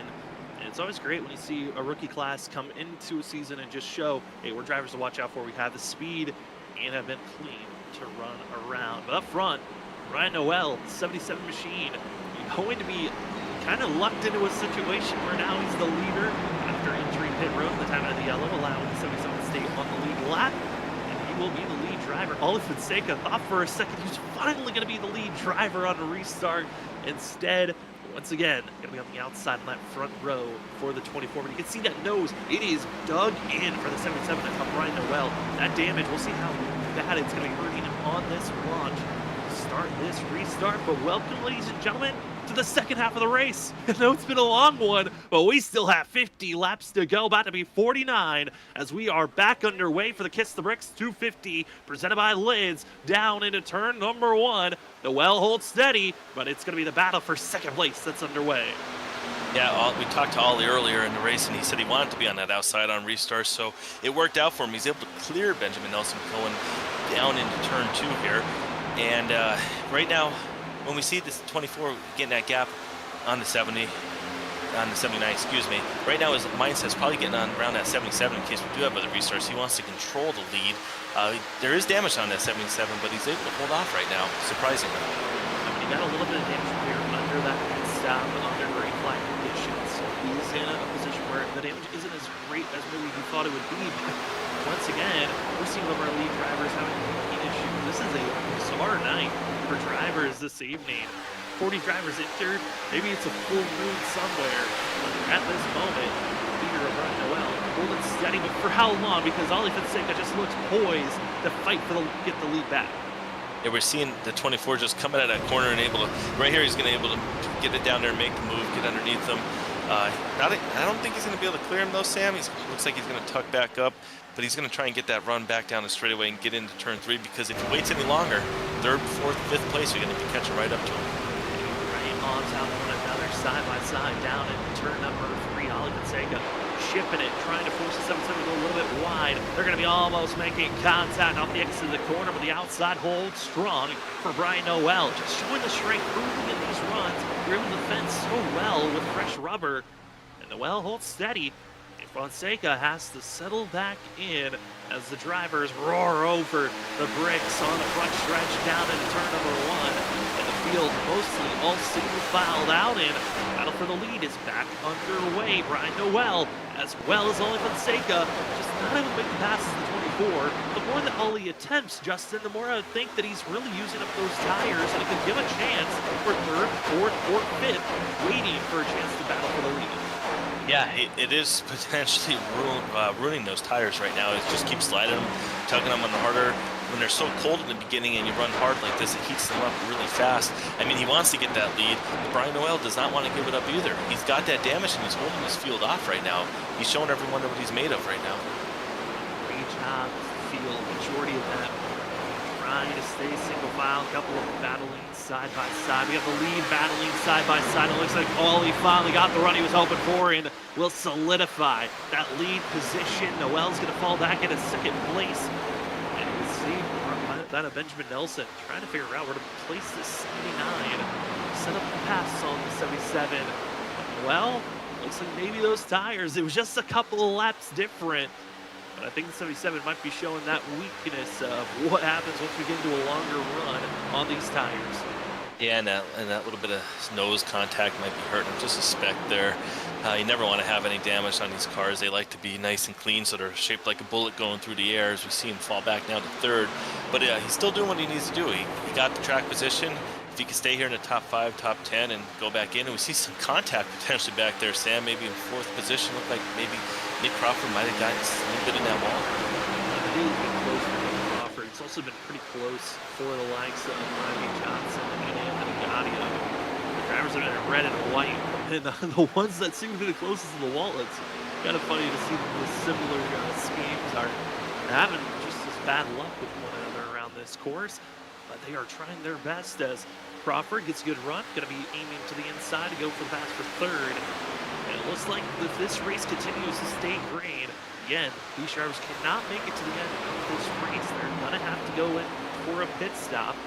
I'm trying to do some quick math here. It's going to be close. This race could be a one stop from here on out if we stay green. Yet to have a green flag pit stop yet, Justin, and I think that factor could really change this race up. But that's if we can get to that point of view, because we've had a caution every 9 to 10 laps. When we go green, we're able to have a decent green flag run. Yeah, we saw this early in the season with Texas. We saw a bunch of cautions early in that run, and then all of a sudden, we were blessed with an amazing finish at the end that came down to fuel, and we had a driver coming across the line, and we weren't even sure if he was going to be able to do a burnout, Sam, but he was. So we might get that here tonight. I think we came back around in the 50 for the final caution there. So if we add about 25 to 27 laps, it's going to put it right around 75, 77. So depending on the fuel burn, we could be setting ourselves up for another interesting finish, assuming it stays going. Certainly could. So we're starting to see that swing in the runs. For those that were being aggressive, starting to feel those tires fade away. They're just 5 laps into this run, and those that were being patient now have the extra grit, go aggressive. As Cody Reed move his way forward past 77 Brian Noel, and other drivers starting to stack on top of one another, all trying to find a way to get by the 77. They're going to be 3 wide, actually battling for the pass for 5th place. Cody Reed, Brian P. Johnson back into the throttle. The 25 not able to get into the throttle as cleanly. They'll fall back in line, and oh no, the wrecking behind them. More drivers stacking in. There's 5, 6 drivers spinning around. See Isaiah Sutherland and Ross Tatum, one of the few drivers that was heavily involved early in the wreck. And just one bad slip up in the way they go, and it looked like Danny Cochran might have gotten the worst of it for the 2. It looked like Isaiah Sutherland has damage there in the front too. He didn't hit the inside wall. I'm not sure where he got that damage from, but it looked like he maybe locked it down in time. We'll see right here as the replay looks like it's about to come up right now. Yeah, the big thing, that damage you're talking about, that was grabbed on the front end of Isaiah Sutherland in the 14. It's going to be the driver that's going to be the catalyst. 14 and the 2 are going to be the ones that make contact here on the exit of turn 2. As going 3 wide, getting a little bit frisky in front of them, and this causes drivers to clog up, and off the exit, one tap, bad tap, and away they go, and the rest of the field just start running into one another. Yeah, we saw when they were 3 wide in front, that might have slowed up those lanes a little bit, and then the drivers behind were just too close to one another, and we saw what happened right there. Unfortunately, it's going to catch them all up, and we got a second look here of it, Sam. As this is Isaiah Sutherland just closing in on Ken Cochran, and I think it's just one of those things where, again, they slowed up so much because of the 3 wide battling in the entry of turn 2. and Cochran, there wasn't enough space to work with. They make contact there, and that's what gets Danny out of shape, and then they go chaotic after that moment. Yeah, it did look like the two, maybe right before that incident, maybe got a little bit too low down there, and it seemed like the car did get a little twitchy too. And that also the byproduct of the 3 drivers in front checking up, and maybe he just got off the gas a spec there too, and it kind of got the car a little unstable. Just the product of having 4, 5, 6 cars right on top of one another. As now this allows the field coming to pit road, get some service done for themselves, and who kid's going to take the advantage here of coming into pit road? We got a lot of drivers also deciding to stay out. 14 drivers in total currently going to be staying out, and for 15th on back, going to get service done for themselves. Again, about 6 drivers caught up in that wreck. Bring out this yellow, so expecting them to stay and get repairs done. We have lost a couple of drivers that have called it a night for themselves. Ross Tatum, Justice Murphy, as well as Brad Delph and John Forbes have all called it a night. Still in pit road is Tyler Dangler and Michael Bennett, who have been in pit road since lap 9, trying to get their repairs done. James Skeeter has been in pit road for the past 24 laps, and everyone else from 34th up to that of 15th in pit road getting service done for themselves, but that extended time allowing drivers to get damage repaired for themselves. Well, we're on lap 60. Thank you so much, ladies and gentlemen, for joining with us. We're going to take our second commercial break of the night, and we will see how these drivers are going to tackle from here on out, because this is when things can get interesting. They cannot make it from here if you just keep it a pit road. We'll see who can try to tackle the win here for the Kiss the Bricks 250, presented by Lids. Back in just a few moments for the green flag and the start of this next race.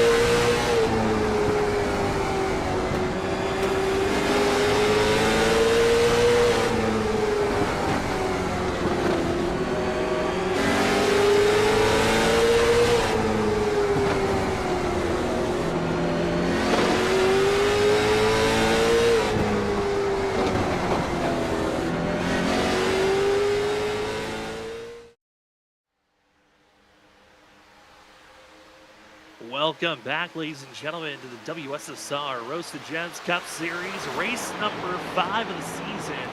For season 8, you're watching the Kiss the Bricks 250 presented by Lids here in Indianapolis. The drivers have had plenty of caution flags being woven here this evening. It's been really the duel of Ollie Fonseca and Benjamin Nelson up front. It's been a pleasure to give you all the coverage here on Freaking Fast Broadcasting. My name is Sam Dyer. With me is Justin Malarkey, and running productions in the background is Robert Boyer Jr. Justin, these drivers up front. It's been the duel between Ollie and Benjamin Nelson, but man, it's been a fun one to watch, even with scattered of all of these incidents and wrecks that have been popping up. It has been the two of the Ollie Fonseca and Benjamin Nelson up front. It seems like the majority of the run, especially late as things have settled in slowly here after the restart. But Nick Crawford running third, Joshua Kanata, who we talked about a little bit earlier, and Cody Reed rounding out the top 5. Chris Stiss in 6th and Christopher Wade in 7th. They all want to get up there now and get into these top 2 positions and start controlling this race on restarts. Get up front, be that controlled vehicle. We also know that at the time of our restart 4 laps ago, drivers are not able to take it to the end of this race. They still have to do one more pit stop before tonight's race is over. To be able to try to calculate when do you want to make that potential final stop or not. There's also been a couple of drivers having issues disconnecting and reconnecting back into the server. Anthony Gaudio, one of the most recent drivers that got disconnected. He's trying to get reconnected back into the race. And the 2 of Danny Cochran, who's caught up in our most recent wreck, he is back out on track. Larry Yingling, we haven't really talked about Larry. The last time we talked about him was the fact that he was running practically in last place before our first or second caution of the day. And Justin, he is just outside of our top 10. Yeah, he's doing what we were expecting him to do, get back up into the top 10 positions. Maybe he just had a sense that this race is going to be a little chaotic, and he wanted to try and take it chill in the beginning. We knew it would be a long race, and now half of the drivers having issues, and he's not been involved. We see him running 11th, Sam. Also seeing just outside of our top 10, trying to put the battle on the 6-7. It's Brandon Colley, and in front of them, the 4, Mason Cassidy and Brian D. Johnson. Brian has been saying it's over top 5, top 10 for the majority of the night, but the 4, what a run for the dirt track specialist of Mason Cassidy, but get a little bit squeezed. Everyone's trying to play nice as they'll be 3 wide down the front stretch, and Cassidy, he's got to be careful. Who's going to back out? No one does. Contact the 1 into the 4, and Cassidy into the outside wall. Running 8th, and now he's going to drop back to 17th. Unfortunately, heavy right side pancake the wall there. Just a bystander of the 3 wide incident right there. Unfortunately, I mean, he's still under pressure here. Ryan Kelly getting underneath him. Now he's going to be stuck in the it's not over. Mason Cassidy, it's all going up in smoke for the 4. In just one moment, went from running instead of our top 10 to just bowling outside of our top 20. The 4 will get back to rolling. No, we will stay green. No caution flag is out. But on to the pit on Access Road goes the 4, and it looks like pit road is where we will see Mason Cassidy heading now, and that is unfortunate for Mason Cassidy, who now just has to get that damage repair done and maybe get some fresh tires and just hope, hey, I can stay on the lead lap, but to get back out there on track. Yeah, you hate to see that. He's starting 27th, drove all the way up to 8th. He was running, and unfortunately now he's just going to be probably going to go 1, maybe 2 laps down, get that damage fixed. That's just something you hate to see happen for a driver of great caliber, Mason Cassidy. As Mason will get his tires, fuel, and get back to rolling, there England will now move up back into 11th as Colley falls back into 12th. Also Ken Campbell, great run for the 15 machine. A solid day for himself, currently in 13th position, and everyone's trying to stay out of trouble, and we've shown them on screen. Haven't really talked about these drivers that much, but inside of our top 15, I want to give a huge kudos to Dakota Moniz in 14th place, and also 15th place runner. Haven't talked about him at all tonight. That's Nicholas Caressel, who in the 45, just running his own race and laps right now, staying out of trouble. I got to give huge kudos to 15th place runner of the 45 machine. And we see him running right here, 28th, last week's winner.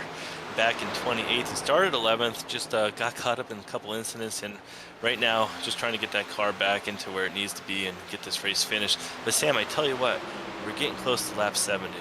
I want to start talking strategy. I love it. I'm a strategy guy. So we saw Cedric Hunter earlier in the race stay out on old tires. We saw him not pit for over 20 laps, and he was able to contend. Do you think a driver out here might look at pitting at like 73, 74, assuming he stays green? They get in the window, like you said, they're not going to go a lap down. They get the new tires, they're out there running by themselves, they have the clean air, they can take care of the tires, they don't have to push it. And then all these other drivers start pitting later on, and they're all in the group of everything. Do you think it's a strategy that maybe we might see some guys back in the 20th try this strategy play and try and get that track position? And then if a caution does come out, maybe they stay out and don't pit anymore for the rest of the race. I think lap 75 could be that window for drivers when they're in the pit stop. Others could think about pitting sooner. But I think that lap 25 in the window where you don't need to worry about saving fuel, get a little bit more aggressive on the tires, and that's a perfect undercut. And I think we also might be seeing drivers aim for lap 80 to be the window when we want to get pit stops. But we do know for sure, drivers that are inside of our top 9 need to pit here in the next about 8 laps or so. They are going to be forced into pit road because they will run out of fuel. They might be able to go another 10 laps because of the amount of caution flags that we've had. This group will be forced to be the first to hit pit road, either on lap 75 or 80, as Isaiah Sutherland getting slightly aggressive on the 28's rear bumper. And you talked about the skew-wise of how these drivers are getting so sideways. You can see the side number panels for these drivers. They are really itching on the amount of sideways grip they're willing to put out there this late into a run. I know when I would be out there driving and you see that car in front of you get loose where you can see the side of his number, it instantly makes you feel like a shark in water. You smell blood and you start pouncing on that throttle, and then all of a sudden I'm sideways, and it's like a never-ending battle of everyone getting sideways. But what you like to see, you want that driver in front to get loose, because then you think you're going to be able to get underneath them and be able to carry that momentum. But sometimes it just doesn't always work because these tires are just always on edge. You're also seeing a very prominent leading go that's going on with Brian B. Johnson. These drivers are all getting stacked up. In front of them is the 53 Christopher Wade. Biggest mover of anyone out on the track is the 53 machine, but he is being hunted and hounded by some of these fast drivers. You see the 8 being Brian McMahon. McMahon is right on the rear bumper on the 53, battling for 7, and Sutherland is waiting for nobody. He's been stealing and taking every position possible, and those fresh tires are showing for the 14. Fresh tires are showing. We know he does not have to pit here, so having just pitted, you mentioned some of the guys in front going to be pitting here very shortly. Isaiah just wants to get maybe around the 53 here. There's some clear room in front, and he can maybe just go into conserve mode, knowing that the guys in front of him are going to be pitting relatively shortly. Yeah, but Sutherland also is going to have the medium pit road for himself. Might be 80, might be 85. Will force to be on pit road for Sutherland around lap 92 and 93. Will not be able to make it to the end of this race. Is the 14 or anyone that pitted under our last caution, which was 12 laps ago. It's just too far. You could not save enough fuel for that margin. You're given a window of 26 to 27. You might be able to save enough to make the lap 30 to 31. And you're going to be real have to go into save mode. We're seeing the tires falling away. The heat's built up. And this is that chaos feel that we've been having, Justin, of when you're seeing this much movement for drivers, this is when we've seen our cautions.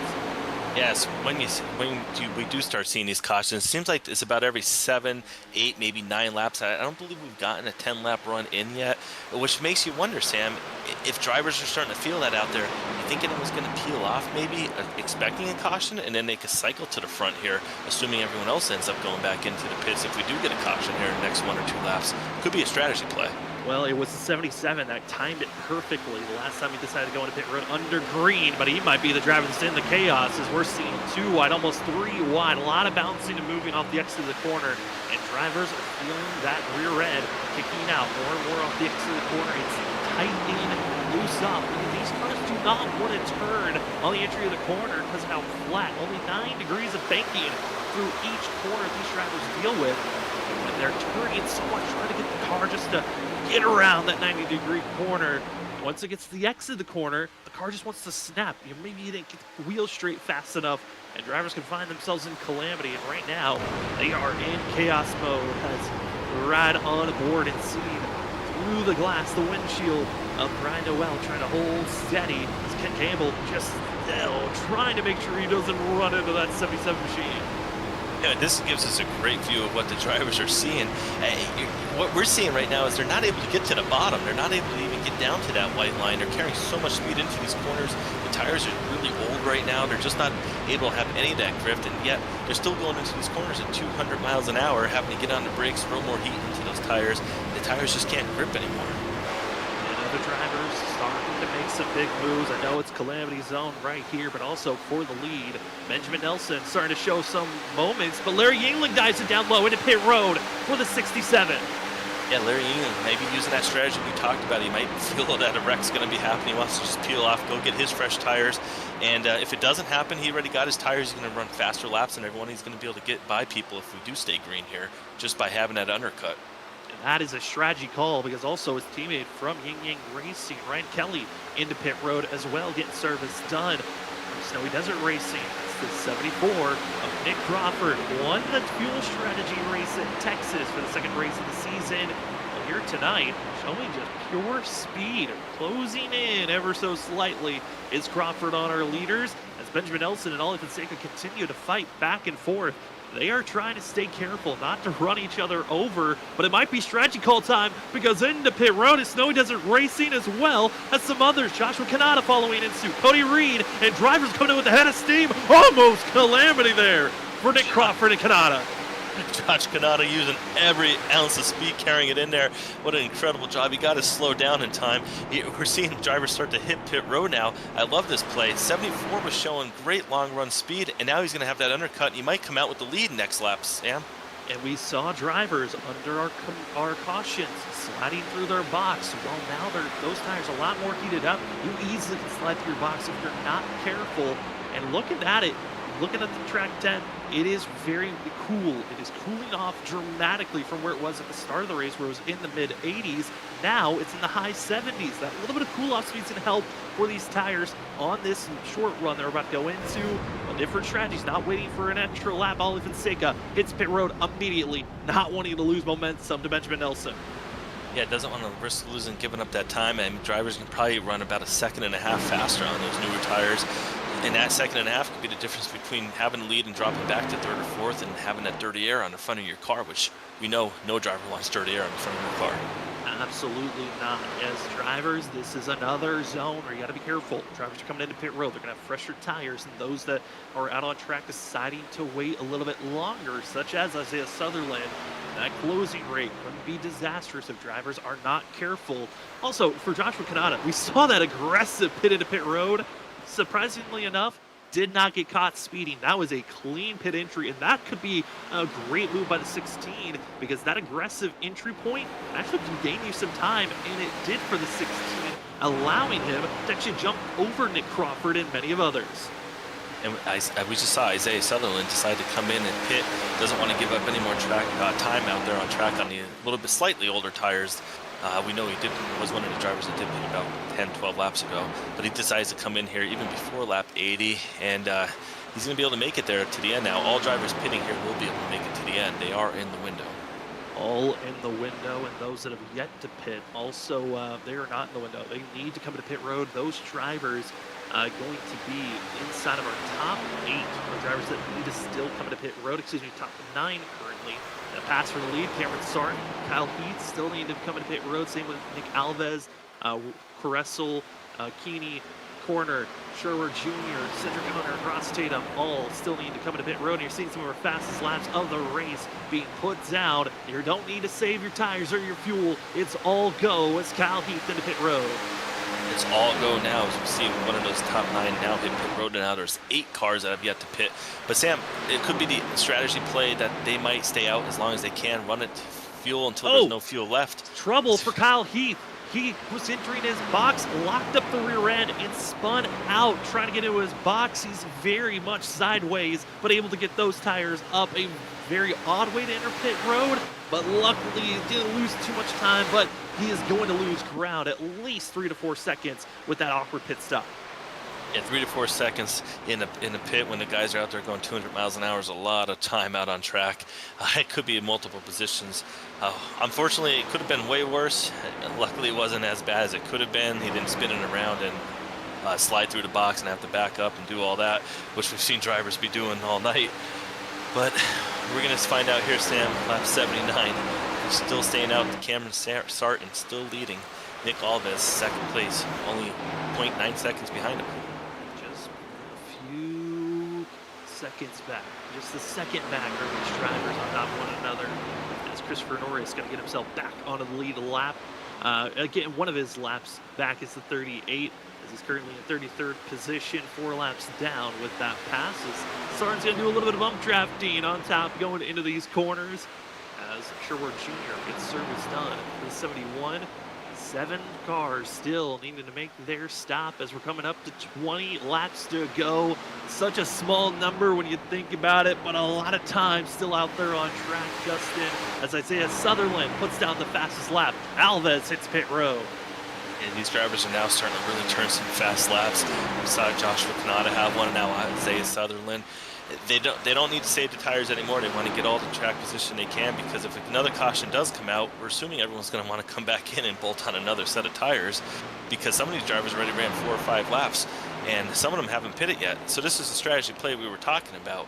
If Cameron does stay out and is able to go another 5 or 6 laps, and then a caution does come out, he's going to go into pits as a leader, and chances are the field's going to follow him. So this could be a strategy play that might work out for some of these guys that decide to stay out if the caution does come out. Huge play for these drivers. 20 laps to go, and we still have a total of going to be 4 drivers yet to pit.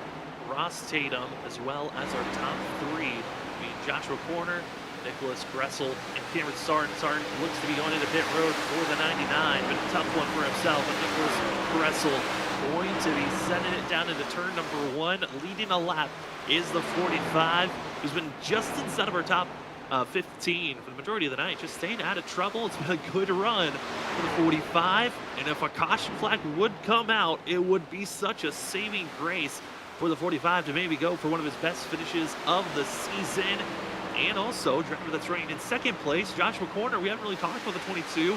Hey, they're all gambling to stay out and hoping for a caution flag to save their run and get that track position that's so key with less than 20 laps to go. Track position being so key that it makes me want to circle back here to about 5 laps ago when we saw some of the leaders peel off. We saw Benjamin Nelson peel, as we see the 45 get up into the wall slightly there. It looks like the sheet metal's bent in a little bit there too, Sam, on that right side. Looks like you can see the tire sticking out, so that was some heavy contact. That was a very heavy contact for the 45 off the exit of the corner. Just was trying to stay wide, got maybe into the marble section out there on the exit of the corner, and is slightly loose, losing the grip. Some of that damage. You hate to see that happen here so late. But here's where the drivers are at that have already come into pit road. And it is a gaggle of cars from 6th all the way back to 14th position, all on top of one another. But they're all trying to chase down Benjamin Nelson, Joshua Kanata, and Cody Reed. Those 3 drivers have already hit pit road. They are finding themselves being about 3 seconds away from this pack of Larry Yingling on some of the older tires of this group, holding off Ollie Fonseca. And it looked to be trouble on pit road that hurt Ollie Fonseca. You hate to see that for the 24. That was looking to be one of the bigger threats, but also waiting a lap later, the undercut looking to be stronger under this pit stop. Yeah, that's one of the great things that we can talk about right now is the 24 coming in that 1 lap later. Benjamin Nelson's 15.8 seconds behind. Ollie Fonseca 20 seconds, so it was almost a 5-second swing by staying out that 1 lap longer. Maybe he didn't have as strong as a pit stop, but the problem is he has the 1 lap fresher tires, but he's wasting his tires right now being stuck in this traffic. And then we saw on the flip side, Larry Yingling pitted. He was one of our first drivers to peel off into pit road. He was running 11th at the time. Right now he's 5th, and we still don't have the first place car that pitted, so technically he'd be up in 4th. So that was a huge strategy play for him. Massive strategy call. Joshua Kanata, who with his aggressive pit entry has enabled the 16 to be up to 3rd, currently what would be 2nd. What a charge for a driver that made it to our final 6. Race for a championship for Joshua Kanata, and he's going to try to continue on with a great run here tonight. He can recenter himself for the rest of the season. Ollie Fonseca, Brancali, though, can they find themselves inside of a top 10 finish, or was calamity and chaos waiting for them as we have 16 laps to go for the field. I think they're starting to realize this is it. You have to make these big moves now, or be patient, wait for your tires, and maybe you'll have a chance to make these passes with 5 to maybe 8 laps to go. Yeah, it's going to be something where you don't want to wait too long, because we just don't know, obviously, ever what's going to happen in any of these races. But the longer you wait, the hotter these tires get, the harder it is to make the pass. We see the 24 doing everything he can. He just doesn't have the draft help going down this straightaway here to try and complete the pass. Brandon Colley doing everything he needs to do to be able to hold him off on the outside, including getting that help from the 67 down the straightaways. We're also starting to see a little bit of difference on how drivers want to enter the corners. The older the tires get, the more dangerous and closer they can be. Larry Yingling seems to be a lot more aggressive on the braking sooner as Joshua Corner hits pit road, the last driver to pit. Everyone else is good to go. We can stay green, and everyone's got the fuel to make it to the end. But that 67 looks to be a little bit backing off on how onto these corners a lot more aggressively, while the rest of the field trying to really push on the entry, get inside of the driver that's in front of them, make the pass quickly. That's why we're seeing Ollie Fonseca and Nick Crawford continue to stay side by side. They continue to stay side by side down here, down this long straightaway. Looks like maybe Ollie Fonseca is not going to be able to complete the pass in that corner, but no, he's going to dive back in here. Sammy's going to get back underneath him and try once more, but it's just not able to carry that momentum coming out. Looks like, wow, he was really close right there. As we see this gaggle of cars behind Sam, they're slowly catching in on everyone, and we're going to have 10, 15 cars under a blanket again. There were 2, 3 drivers that were way more kicked out than they wanted to be than the rest of the field. That being Brian McCann in the 8 and the 28 of Brian P. Johnson. As Johnson and Campbell are going to stay side by side, and these drivers all trying to get inside of our top 10 potentially here. And just showing the strength of this field. All these drivers so quick on top of one another, not giving an inch. And it's hurt some, and it's been successful for others. 14 laps to go. And these gaggle of cars, can they keep it together, or will we have a caution flag come out? We do have to shout out our sponsors one more time before the race is over. Thank you so much to everyone that's been joining with us. A huge shout out to Colley's Mom being the qualifying results sponsor, but our title sponsor for the WSSR being Roasted Gems Coffee.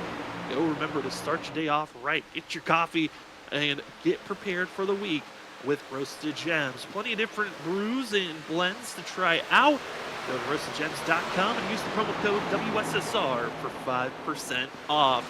Also, huge shout out to Trophy Smack. Trophy Smack, they've got already pre-made trophies, belts, rings, and as well wall smacks for you to check out. Or you can go customize your rings, belts, championship trophies, or wall smack. Remember to go over to trophysmack.com and use the promo code WSSR Cup. That's WSSR CUP. 10% off on your purchase. As we have 13 laps to go, Justin, the chaos. You had that sense and that feeling that we're not done with yellows. You also know there's a chance we could stay green, but there are some drivers out of control, such as that blue 8 machine. Yeah, under 13 to go now, 12 to go. We saw this happen at Texas, though. We saw all the cautions, and then before you know it, we had this finish at the end where drivers on old tires running out of fuel. And it looks like we're setting ourselves up here. I mean, this is the longest we've gone now without a yellow. We see drivers in the back there maybe bouncing off the wall slightly, look like maybe the 28 right there at that time. But coming here almost to 11 to go, Sam, I mean, now it's starting to really fly by. These drivers, they came out, Josh Kanata came out at 1.0 seconds behind. He's now 2.1, so he's losing ground to Benjamin Nelson. If he's saving his time to go, Cody Reed's getting closer to him. These drivers are all time to go. Larry Yingling with that strategy play is 5.2 seconds back. Not sure if he's going to be able to get into the top 3, but I mean, wow. We barely talked about him all night, and now here he is running 4th. I mean, it's wild to see where Larry Yingling is. Cody Reed would have run for himself. Josh Kanata, we barely talked about. He's in 2nd place, looking strong to try to hold back the 52 machine. I mean, this is an incredible just top 3 to look at. Benjamin Nelson still searching for his first win this season. There were probably 2 or 3 times this season where we thought Benjamin Nelson was going to be the odds-on favorite to win. Yet to do so. Here tonight, might be able to get that swing, but Joshua Kanata, who's been just quietly inside of our top 10, running in 2nd after an aggressive pit stop entry, has really worked out for himself. Cody Reed, he's been in a lot of precarious situations here tonight, able to escape away from some big wrecks. And now the 52 finds himself in third and slowly chipping away on Kanata. Cody Reed might be our second place battler as this run progresses, but y'all see the gaggle of cars behind him. That mess at any moment could break as we've got 10 laps to go here tonight. Yeah, that is a school of drivers back there. As we see an accident. Nope, there goes. Brian McCann, 17 McCann, also. Stitz, there was just, you had a feeling with the way McCann and Stitz have both been out of control. What's odd is it was on the entry of the corner where the contact was made. Yeah, I think I heard maybe Chris Sisk get on the radio, and I think he said sorry got into him. We didn't see the replay yet here. We saw it happen in live almost. It was just chaos. It looked like maybe even a 24 even got into Chris Sisk a little bit and shot him up into Brian McCann. What do you think there, Sam? I mean, it was just a quick entry into the corner. Both were trying to go in aggressively.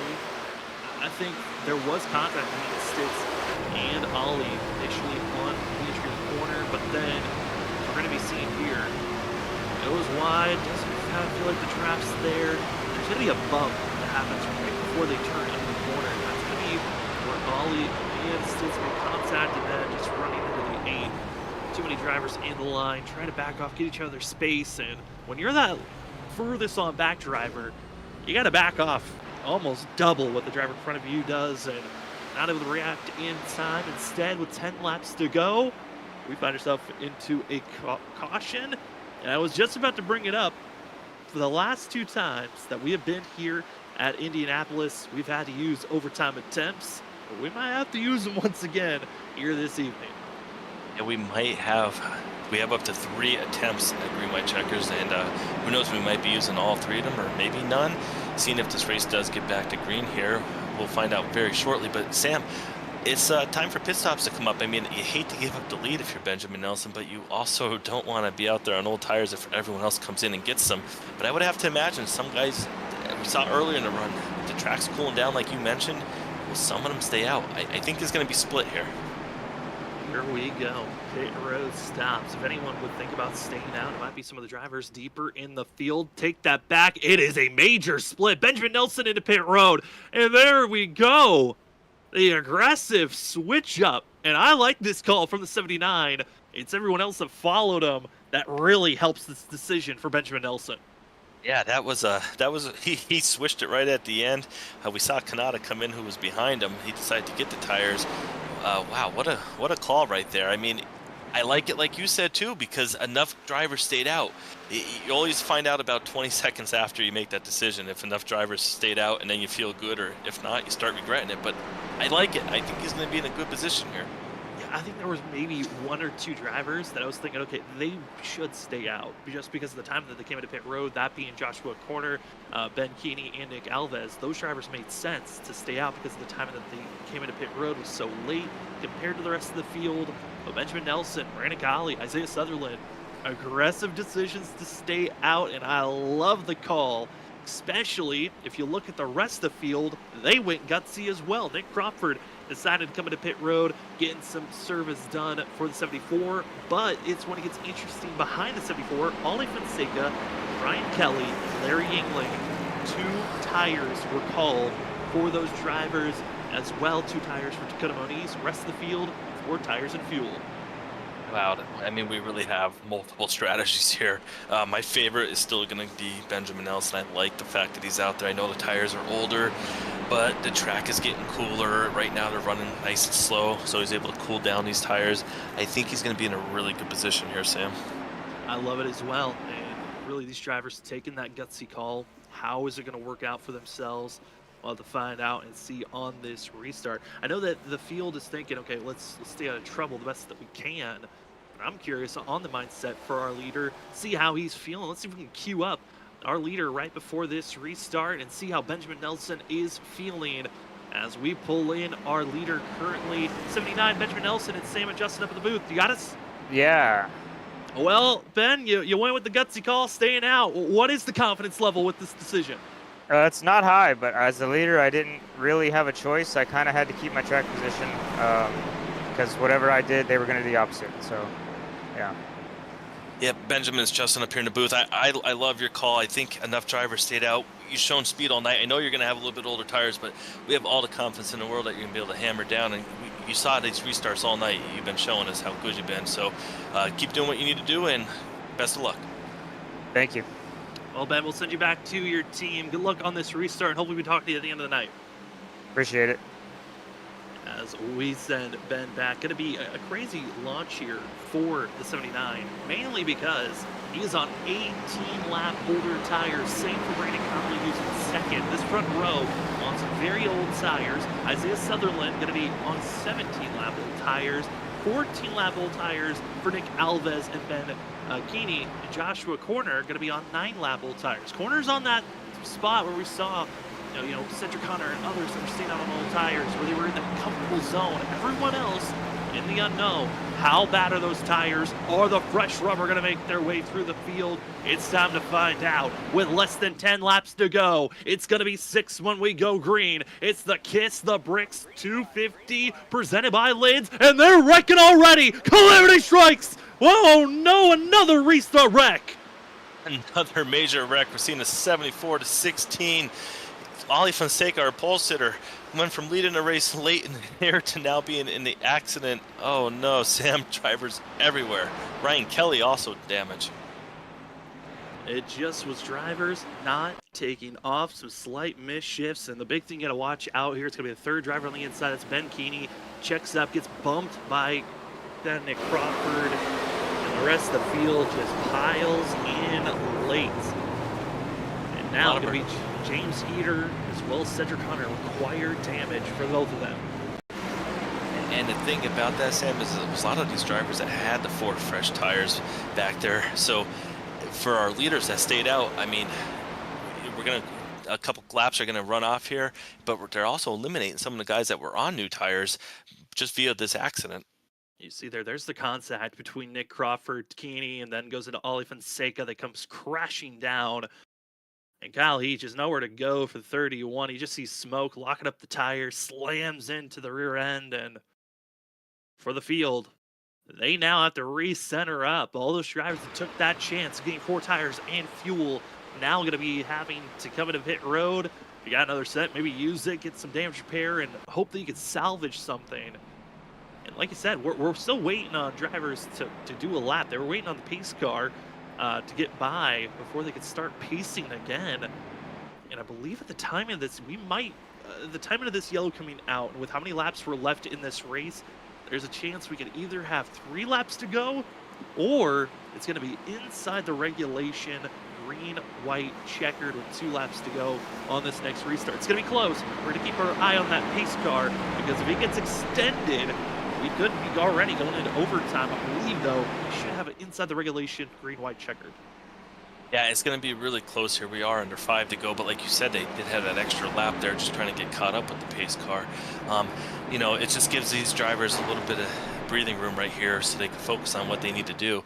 It's going to come down to these restarts here with not many laps left. You're going to have to nail this restart.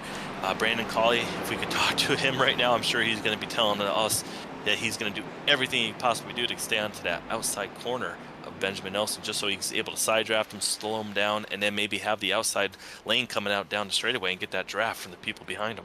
Hey, you're curious? Let's see if we can queue him up. Let's see if we can find that one machine out there in Discord. I believe I just found him. So let's see if we can talk to the one machine, Brandon Colley, get his thoughts on this restart.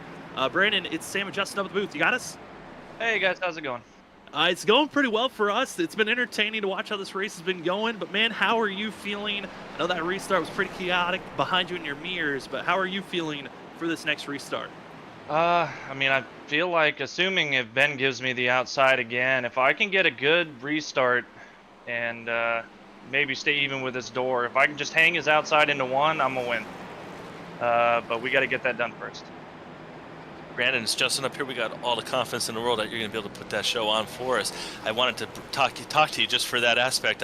What do you think he's going to do on here? He's been restarting so well all night. Are you going to be able to figure this one out? Don't give us away your secrets, but get it done for us. It's just going to be tough because the restart zone here is so large. He's got a lot of room to work with to try to, catch me off guard. And You know, at the end of the day, second's not bad, so we're going to try at the very least to not give that up. But if we can get the win, we're going to get it. Let's see how this works out. And we're excited for it, Brandon. We're going to send you back to your team, but good luck on this restart. All right, guys, enjoy the show. As it will be a 3 laps to go. We are not inside of that regulation yet, but we are in a position where if we do get a caution before the white flag, that 1 to go marker, we will head into overtime where we have 3 attempts if needed. Justin, any final thoughts? This could be the last restart, or we might have a couple of more. It's going to be, we'll have about 100 seconds until that white flag flies. So if we don't get an accident, the white flag will fly. But if we do, we will be bringing green, white checkers to all these viewers, staying with us for this nice, exciting race. We've had such great battles all night, different leaders, different pit strategies, but it's all going to come down here now with under 4 to go. It's going to be really interesting. Well, before we get to the potential last restart, I do want to give a huge shout out. Thank you to everyone that's been watching with us. Hey, if you want to see some more exciting racing, well, check in with us Saturday night. It's going to be a good one at 6 o'clock Eastern time. We're going to be live with our JDRF charity race, 6 hours of Daytona endurance racing. We have multi-class racing. A lot of drivers already signed up, ready for the action. Hopefully, you'll be joining with us as well. Pace car's about to pull off. Here we go. Race 5. We've had 4 different winners the last 4 races. Can we get a 5th? Let's find out as we're back to green flag action for the Kiss the Bricks 250 presented by Lids. Down in a turn number 1. Nelson got the launch that was needed, and Collie has to hold steady as Sutherland keeps it side by side on the exit turn 1. And Collie sends it through that corner, though. He got a great run. He clears the 14. He's got a nice run on Benjamin Nelson, using that outside line, seeing if he's going to hold that momentum. He's going to charge down here on this back straightaway. We're under 3 to go. He's going to make a move. He said he could do it. We know he can, too. It's going to be a great finish here, Sam. Trying to get to the outside quarter panel is what Collie said. Nelson just wants to stay with that clean air. Drivers are having issues coming into pit road. Ken Campbell, major damages. He's going to have to head into pit road for the 15, but off the exit of turn number 4, it is all Benjamin Nelson for now. As the rest of the field, there's a pretty big gap, and oh no, drivers are piling in with one another to cut him on ease. Back into the field, up and almost over as once again, let it be gridlock, and oh no, Kaufman, hard contact into the other drivers, and oh, that might be another penalty for the 25 as the rest of the field get rolling. And guess what? It's been the trend the last 2 times they've been here. Let's head to overtime as the caution flag came out with 2 laps to go. The field have to give it another try. We'll give it another try, and we need to make mention Larry Yingling up to 4th. He's going to be restarting on that outside line. He was coming, Sam. He was getting ready to make some moves down that straightaway. The caution came out, unfortunately stalling his momentum, but right now we're seeing this replay here. Yeah, that was the incident I was talking about with Ken Campbell. He had a massive wreck that didn't bring out the yellow. Instead, it was drivers that were coming off the exit of turn 4s. 74 gets into the outside wall, gets hit from behind, and then let the chaos reign as drivers kept piling into one another. And it's a little hard to see there, but there's Kaufman coming in late for that wreck, and drivers were trying their best to not get involved with one another, but it's so hard when you're exiting the corner and you're waiting for the yellow flag to come out. You're trying to gain every position you can, and ultimately, it's just one little mistake that caused everyone to slam on their brakes and wreck with one another. Yeah, it looked like right there when the 74 got up into the wall, some guys turned down left to get off of them, and there was other cars underneath them. It just created a major chain reaction. We just had to restart, so drivers are all right there on top of one another, just nowhere to go. And this track is so narrow, it just instantly gets blocked. Couple of drivers, well, waiting to see how this race is going to end, but a few might be already calling it a night officially. Johnny Brugg into pit road because required damage. James Kaufman as well into pit road, required damage. Chris Stitz joining the likes of James Heater, Michael Bennett, and Tyler Dangler. Black flags were given to Brian McCann and Ken Campbell. Up front, it's Benjamin Nelson and Collie getting another chance to try to go for a pass here. And we've seen this happen, Justin, on these restarts where Nelson's been that lead driver, but it always feels like he's changing it up. Once the driver gets a little bit closer to timing that restart, he switches it. and it just fools everyone on track. Yeah, we had that tremendous feedback from Brandon Colley, the caution prior, and he was just telling us how the restart zone is so long that it is able to give Benjamin Nelson a chance to switch it up enough where maybe he goes early in the box, then he goes maybe halfway through, then he goes maybe at the end, and it's just hard to guess. I mean, and the problem with Brandon is he's not able to guess, because if he beats him, he could get a penalty, and then he's going to be throwing away his race. And like he said, second's not too bad. I'm sure he would take a second right now versus getting a penalty by risking jumping the start. Especially with the way that this race has been going, I would certainly take a top 5 finish, let alone in a position to get second place. Colley is in a great spot. He's got some drivers, though, that are willing to get aggressive. That's going to be Isaiah Sutherland. You touched on it. Larry Yingling's now inside of the top 5. Cody Reed in 5th. Nick Alves, though, interesting for the 44 old tires, part of the grouping that decided to stay out. And in 6th place, not a bad position for how chaotic things were getting there for that quick margin. Also inside of the top 10, Joshua Corner, who's on those older tires, still in the top 10, currently in 8th. Not a bad position, but over time, this is a different beast than what you've been dealing with all race long. You know that these are the final restarts of the race. Yep, final restarts. I mean, we know we're not going to have any more than 2 more. Now that we're used up 1 green-white checkered.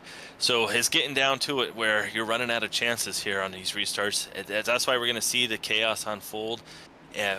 We see the 67. We talked about him. I think, Sam, I'm pretty certain he's on the newer tires compared to the rest of the field. I think he was one of those drivers that did pit 2 cautions ago and survived that accident. So it's going to be really interesting here if he's able to get up there and get these spots. 11 cautions in total here tonight, 15 lead changes, and the majority of the race has been under green. But yeah, like you said, there is that tire difference. Top 3 drivers, Nelson, Colley, Sutherland, they are on 25 to 23 lap old tires compared to Larry Yingling, who just took 2 tires, and that was 8 laps ago. Cody Reed in 5th took 4 tires, and he's the furthest up ahead with the freshest rubber. What does the 52 have here for our first attempt at green, white, checkered? If we get the white flag, this race becomes official. But if we get a caution under this first lap, we find ourselves for another attempt at overtime. We are green. A little bit of shuffling going on for the drivers back in 6th place, but it's going to be a hard charge for Benjamin Nelson. Colley keeps it close. The one's trying to get rolling, but watch out for that of the 67 and the 52. They look quick. Here we go, Justin, off the exit of turn number 2. They do look quick. They're going to line up here together, maybe potentially draft and be able to get by the 14. But the 52 is going to go high. He's going to leave the 67 down there, but he does have those right side tires like you mentioned. He's going up there battling these guys that are on slightly older tires, and he's going to pull right down to the bottom, get down to that white line, but not able to clear him, Sam. Not able to clear in 4 leader Benjamin Nelson looking for the white flag. If we did caution before the white flag, this race will go into another attempt. But if we get the white flag, this race becomes official. Exit of turn 4, coming across the line of the start-finish line, the line of bricks, and it is official. Just 1 attempt at overtime was needed. It's Colley, it's Nelson, and Brandon Colley gonna be staying just a groove higher, looking for that extra speed off the exit of the corner. The one looks pretty silly quick. Sutherland, Cody, they all scattered for 3rd on back. It's the battle though for the lead. Brandon Colley looking for the better momentum off the exit of the corner. Here we go. Justin knows to hit the backstretch. Big wreck behind him, but it's going to come down to the 2 of these drivers. Brandon Colley getting a huge run down that back straightaway. He's getting all the air he can, drafting, getting into the corners. Just 79 is still going to be able to clear him though. He's got a chance. Colley still at the quarter panel, at the bumper, final corner. Benjamin Nelson has to hold off. The draft for the 1, hard into the throttle, slightly grazes the outside wall. Benjamin Nelson, Colley, gonna be side by side. We cross the line, and it's Benjamin Nelson winning the Kiss the Bricks 250. Wow, Brandon Colley put a show on that final lap. I thought he was going to be able to maybe even get to that outside there down the straightaway and stall him out, but just not able to. What a finish. Got to give a huge shout out to Brian Noel coming back in 3rd. We know he led some laps earlier in that run. What a finish. We'll have to go back and get to the replay on that accident there at the end. We know some drivers who were running up front, unfortunately not going to finish there after that final incident there, but congratulations to Benjamin Nelson.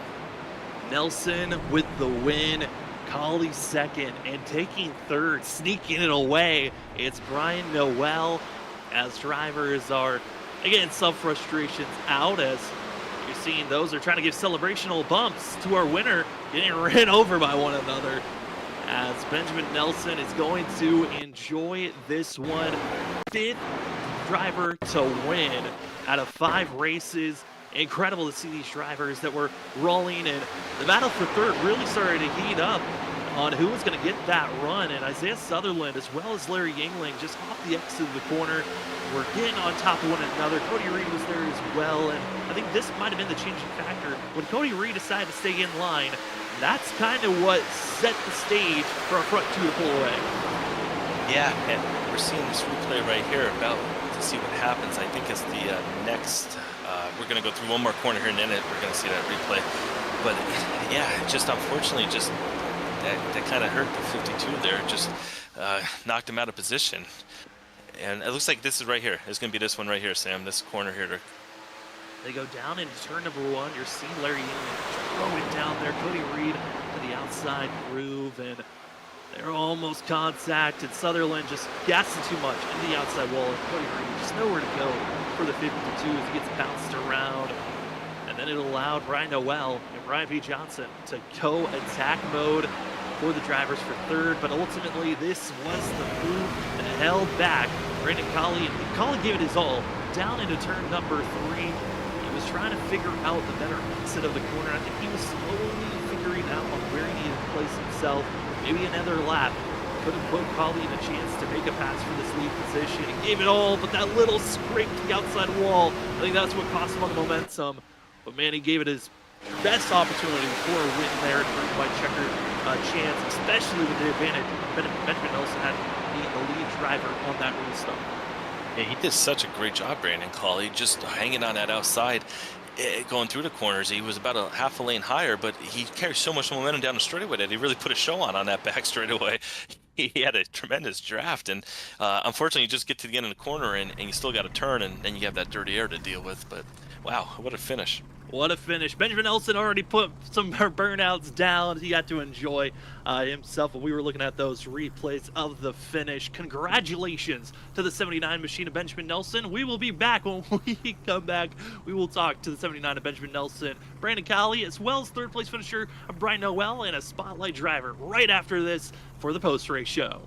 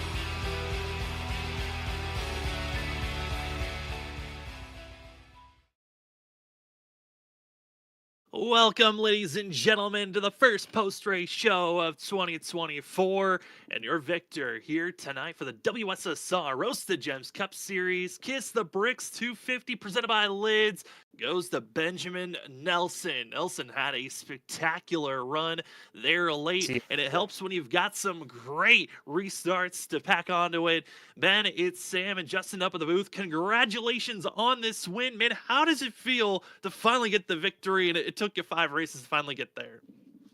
Oh, that was I did not see that happening. I didn't see me winning that one after that caution came out. It's honestly unbelievable.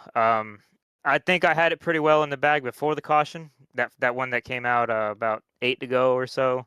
But you know, cautions are cautions, and they come out whenever they want to. So, I just thought I was gonna get eaten alive by the tires. I can't believe I'm sitting here on the bricks as a winner. It's amazing. I feel like I should have had Watkins Glen, but I messed myself up there. So this is redemption for that. Don't have to worry about the playoffs anymore. I'm in there. That's good. Yeah, it feels real good. And this is the first win I've had at Indy in I don't know how long, and it feels so good. First win on the brand new steering wheel too. It's great. Ben, Justin up here. Congrats on the win. Congrats on the new steering wheel. All good things going for you. Tell me about when you saw Brandon Colley get that massive run on the back straightaway there with the draft. He got such a good corner coming at it too. Were you nervous about him getting a big run and pulling to your inside or making any crazy maneuver on you? Yeah, I'd be lying if I said I wasn't a little nervous, but I knew if I drove it in there hard and didn't miss my mark, there wasn't going to be a whole lot he could do about it. So I just did that, and it worked out. But it was definitely a little slippery, that's for sure. I mean, Ben, certainly it was a crazy night watching all the calamity that went down here. How does this help you going forward into the rest of the season? Like you said, you don't have to worry about the points too much to make the playoffs, but what is the mentality from here on out? I mean, I just have to get playoff points now. Don't have to worry too much about, like, if I wreck, that's bad, obviously, but I don't risk missing the playoffs as much as I did before. So I can be a little bit more aggressive without too much fear of repercussion. I'm not going to be wrecking people, obviously, but it's just I don't have to worry about the strategy calls as much. I can kind of just go for it. So it'll be nice to have a little bit more freedom. I definitely thought I lost this one on strategy, but it just happened to work out. I got a good enough restart, and they were fighting behind me, and that's all I needed. It was incredible to watch there, Ben. Congratulations on this win. Before we let you go, the floor is now yours for any shout-outs. Yeah, I'd like to give a shout out first and foremost to Nick Crawford's mom. Happy birthday to her. Everybody in my family that's watching elsewhere in the country, and not only in my house. All my coworkers that might be watching here, thank you for tuning in to either mine or your stream. I'd like to give a shout out to Snowy Desert Racing for giving all the help that they do to me, and we work together so well. I'm sad to see a lot of them didn't get a good finish in this one, but it was a little bit bad for most people in this race. So glad to get out of this one unscathed for myself. But additionally, you guys for putting on such a great broadcast. The competitors did a pretty good job for the most part. We just had a lot of misjudgments in here and there. I did that myself to one of the guys out there in the lead. That was my fault. But anyway, I'm grateful that I'm in this league for sure. It's a lot of competition that you just can't find easily. So I'm proud, and hope you guys keep up the good work. Hey, it was a pleasure to cover there, Ben. That is going to be your first winner of 2024. Congratulations on it. Enjoy this one, and good luck next week, because we know it's going to be a chaotic one at Kern County. Thank you. Actually, before I go, I wanted to shout out my Aunt Marilyn too. I think she's watching, and she's up in DC area, and she's really happy to see me racing. So I wanted to shout her out specifically because I'm proud to be in her family, and I'm glad she's watching. Well, that will be Benjamin Nelson, 79 Machine, the Kiss the Bricks 250 winner. Congratulations. Enjoy the win, and good luck next week, Ben. Thank you so much. Well, from victory lane, we head to second place, where the joy might continue on. breaking off what we could say our commentator's curse that we put on this one machine. We didn't mean to do it, but a second place finish for Brandon Colley. Brandon, congratulations on second place. You're so close to the win, but man, how are you feeling after this one? Man, it's bittersweet, Sam. I mean, wins are really hard to come by, and it sucks to be so close yet so far away. But considering the season I've had getting wrecked so often, I mean, second place is just as good as a win, and I'll take it. Brandon, Justin up here in the booth. We know we talked to you a couple cautions before, and you were hoping to be able to get to that outside corner panel. You weren't able to, but you had such a huge run coming out of turn two. We just talked to Benjamin about it. I mean, you launched down that back straightaway. We really thought maybe you were going to be able to use that draft and get there and make a move, but unfortunately just ran out of back straightaway track. But what were you thinking coming out of those final corners? Just trying to get a good enough run that I could maybe make a look, maybe make him think that I'm gonna dive it to the inside, maybe overdrive, maybe nudge him. I mean, just whatever opportunity presented itself, and he was just so good getting to the bottom and making it stick.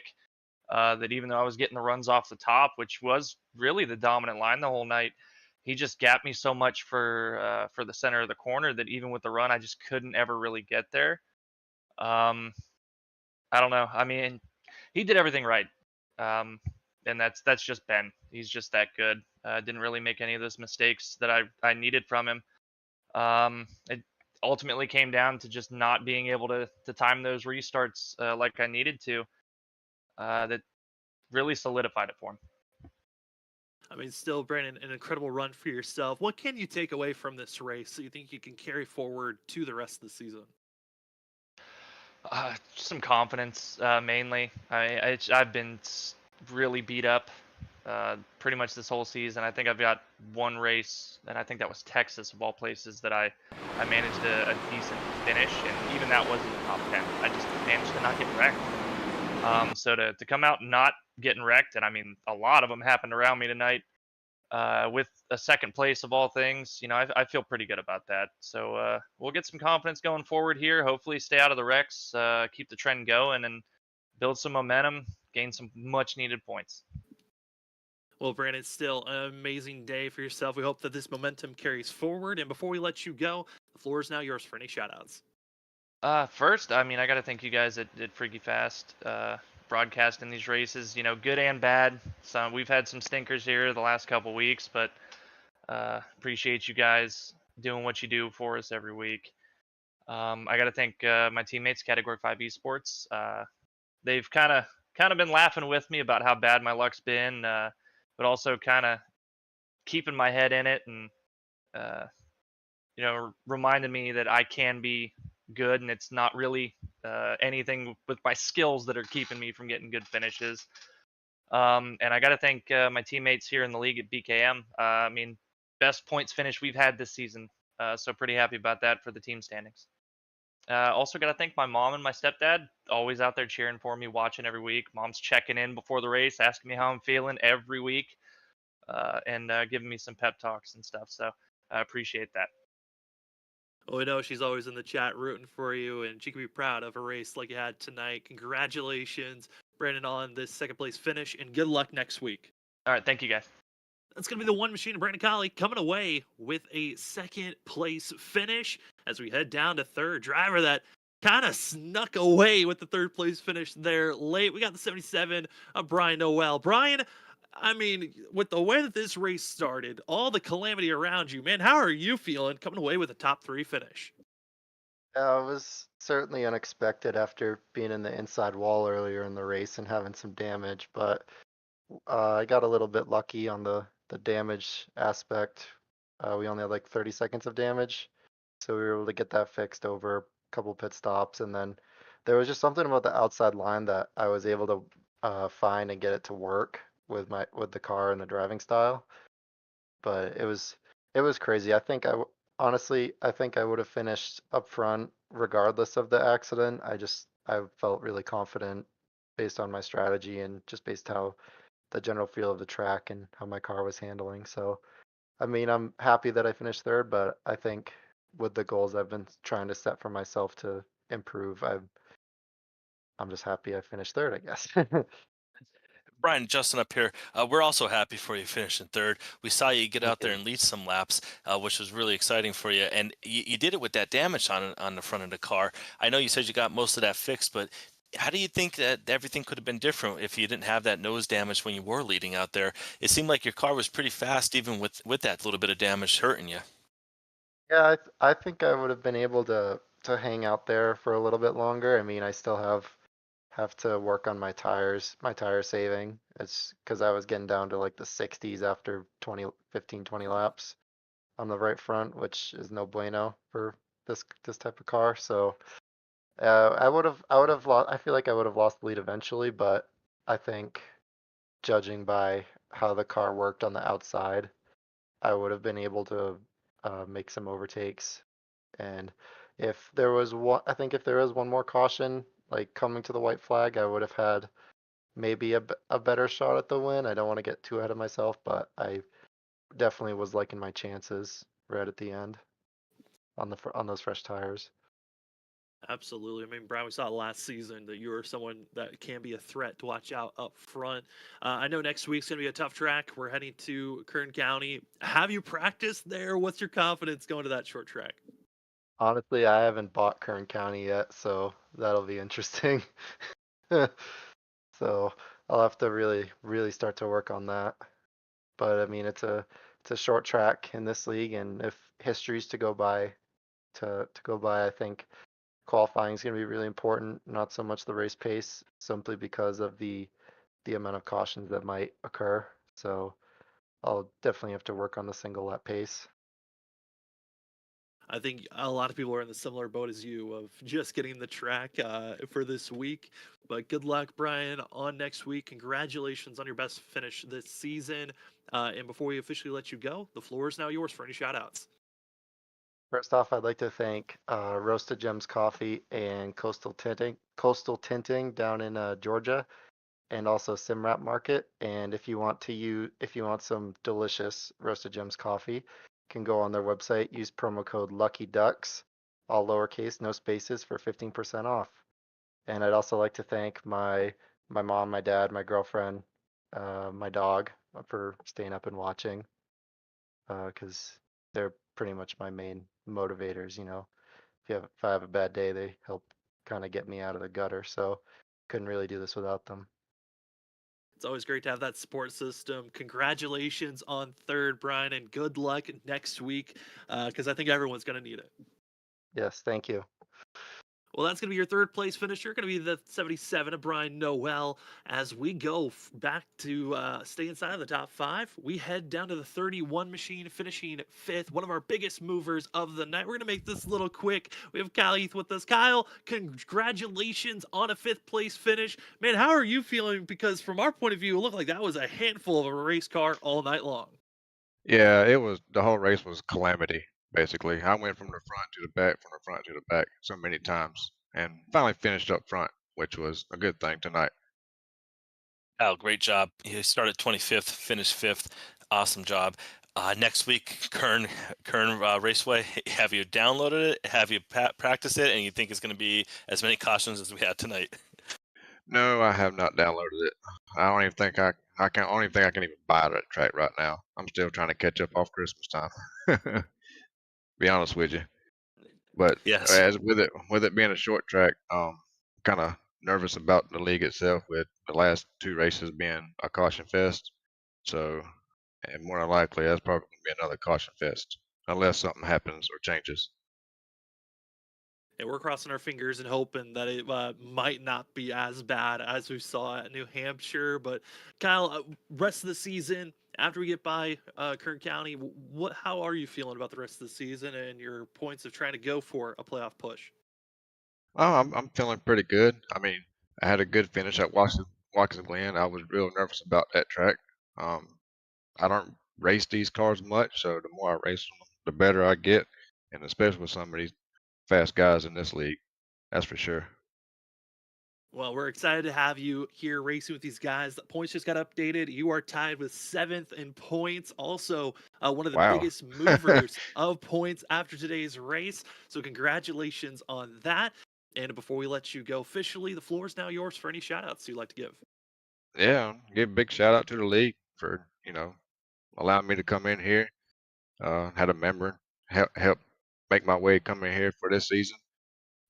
Shout out to you guys for putting it out there. I always love going back and watching the racing. All the fans sitting there watching. I know there's family members out there watching everybody. Give a big shout out to my teammate Isaiah, BFR Racing. Big shout out to my painter Robbie Darnell, and give a big shout out to my wife. She puts up with me 24/7 all year long. I don't know how she does it, but she sponsors my car at least, so that's a good thing. It certainly is. Well, Kyle, congratulations on a top 5 finish. Enjoy it, and good luck next week at Kern. Thank you, guys.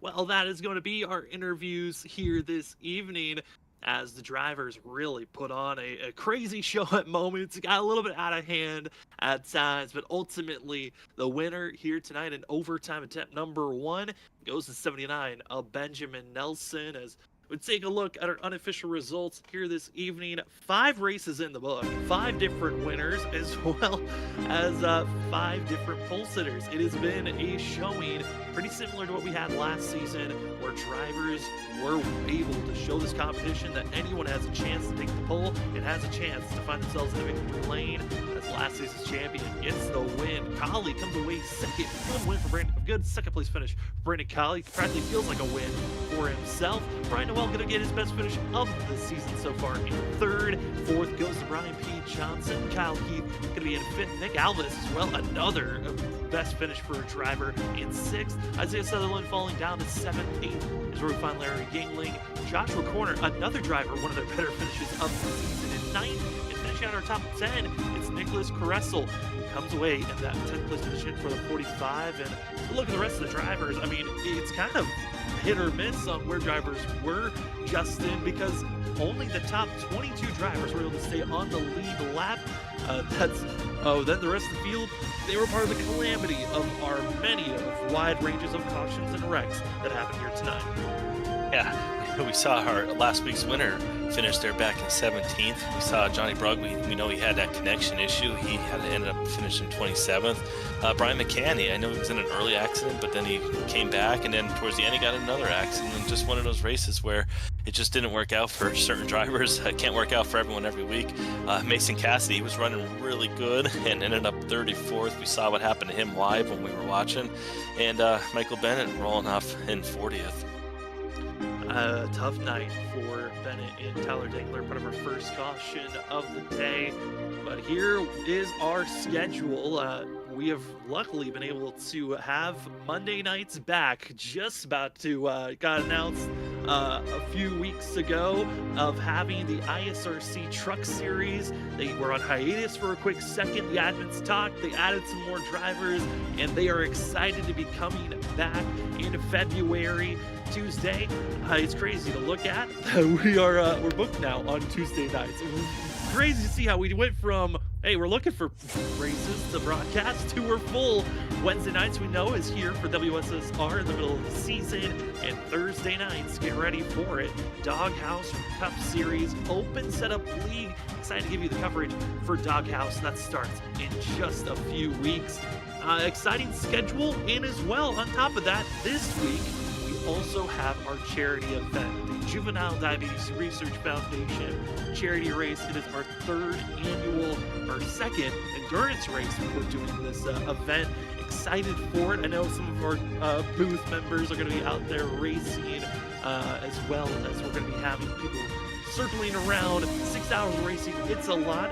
I know, Justin, for yourself, you're planning on trying to race in the charity event. It's an exciting time for everyone to help out for a charity event and help out a great cause for the Juvenile Diabetes Research Foundation. Yeah, first is a charity race, which anytime there's a charity race, you always want to get involved because charities are one of the best things to support out there. Plus, we get to race, have fun, and so it's going to be an enjoyable night. I'm currently have 2 people, me and one other driver, out there starting a team, and I'm trying to get one more so I don't have to do 2 hours straight, but we'll see. Right now, I only have 2, so we'll be doing 3 hours each, actually. I know there's a lot of teams out there. They're going to be groups of 2, 3, some racing on their own, and we're excited for all the racing action. Again, it's going to be this Saturday. Action starts at 6 p.m. Eastern Time. Get ready for all the racing coverage. Can't wait for it, but for tonight, Indy, it was a lot, Justin, but any final thoughts before we call it an evening and get prepared for Saturday?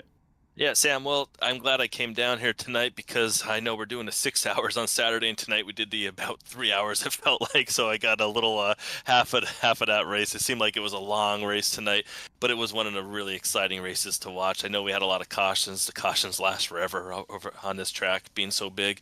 But what great pit strategy, and next week we're probably not going to see the pit strategy so much because fuel should last pretty long on a short track, but it's going to be pretty interesting just seeing how these drivers are going to take on a new track. I can't wait to see it.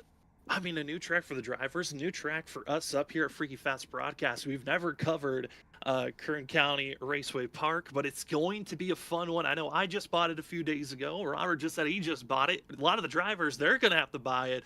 So if you want to see a brand new track with a car that's never touched that track before, you're not going to want to miss it next week. It's going to be a great race to watch for the WSSR Roasted Gems Cup Series. But for myself, Sam Dyer, for Justin Malarkey, for Robert Moyer Jr., thank you so much for joining with us. Congratulations to Benjamin Nelson in the 79 for winning and becoming our 5th different winner this season. But if you can't wait for the action next week, don't worry, we got you covered. Saturday, do not miss it. 6 hours endurance racing. It's the JDRF, 6 hours of Daytona.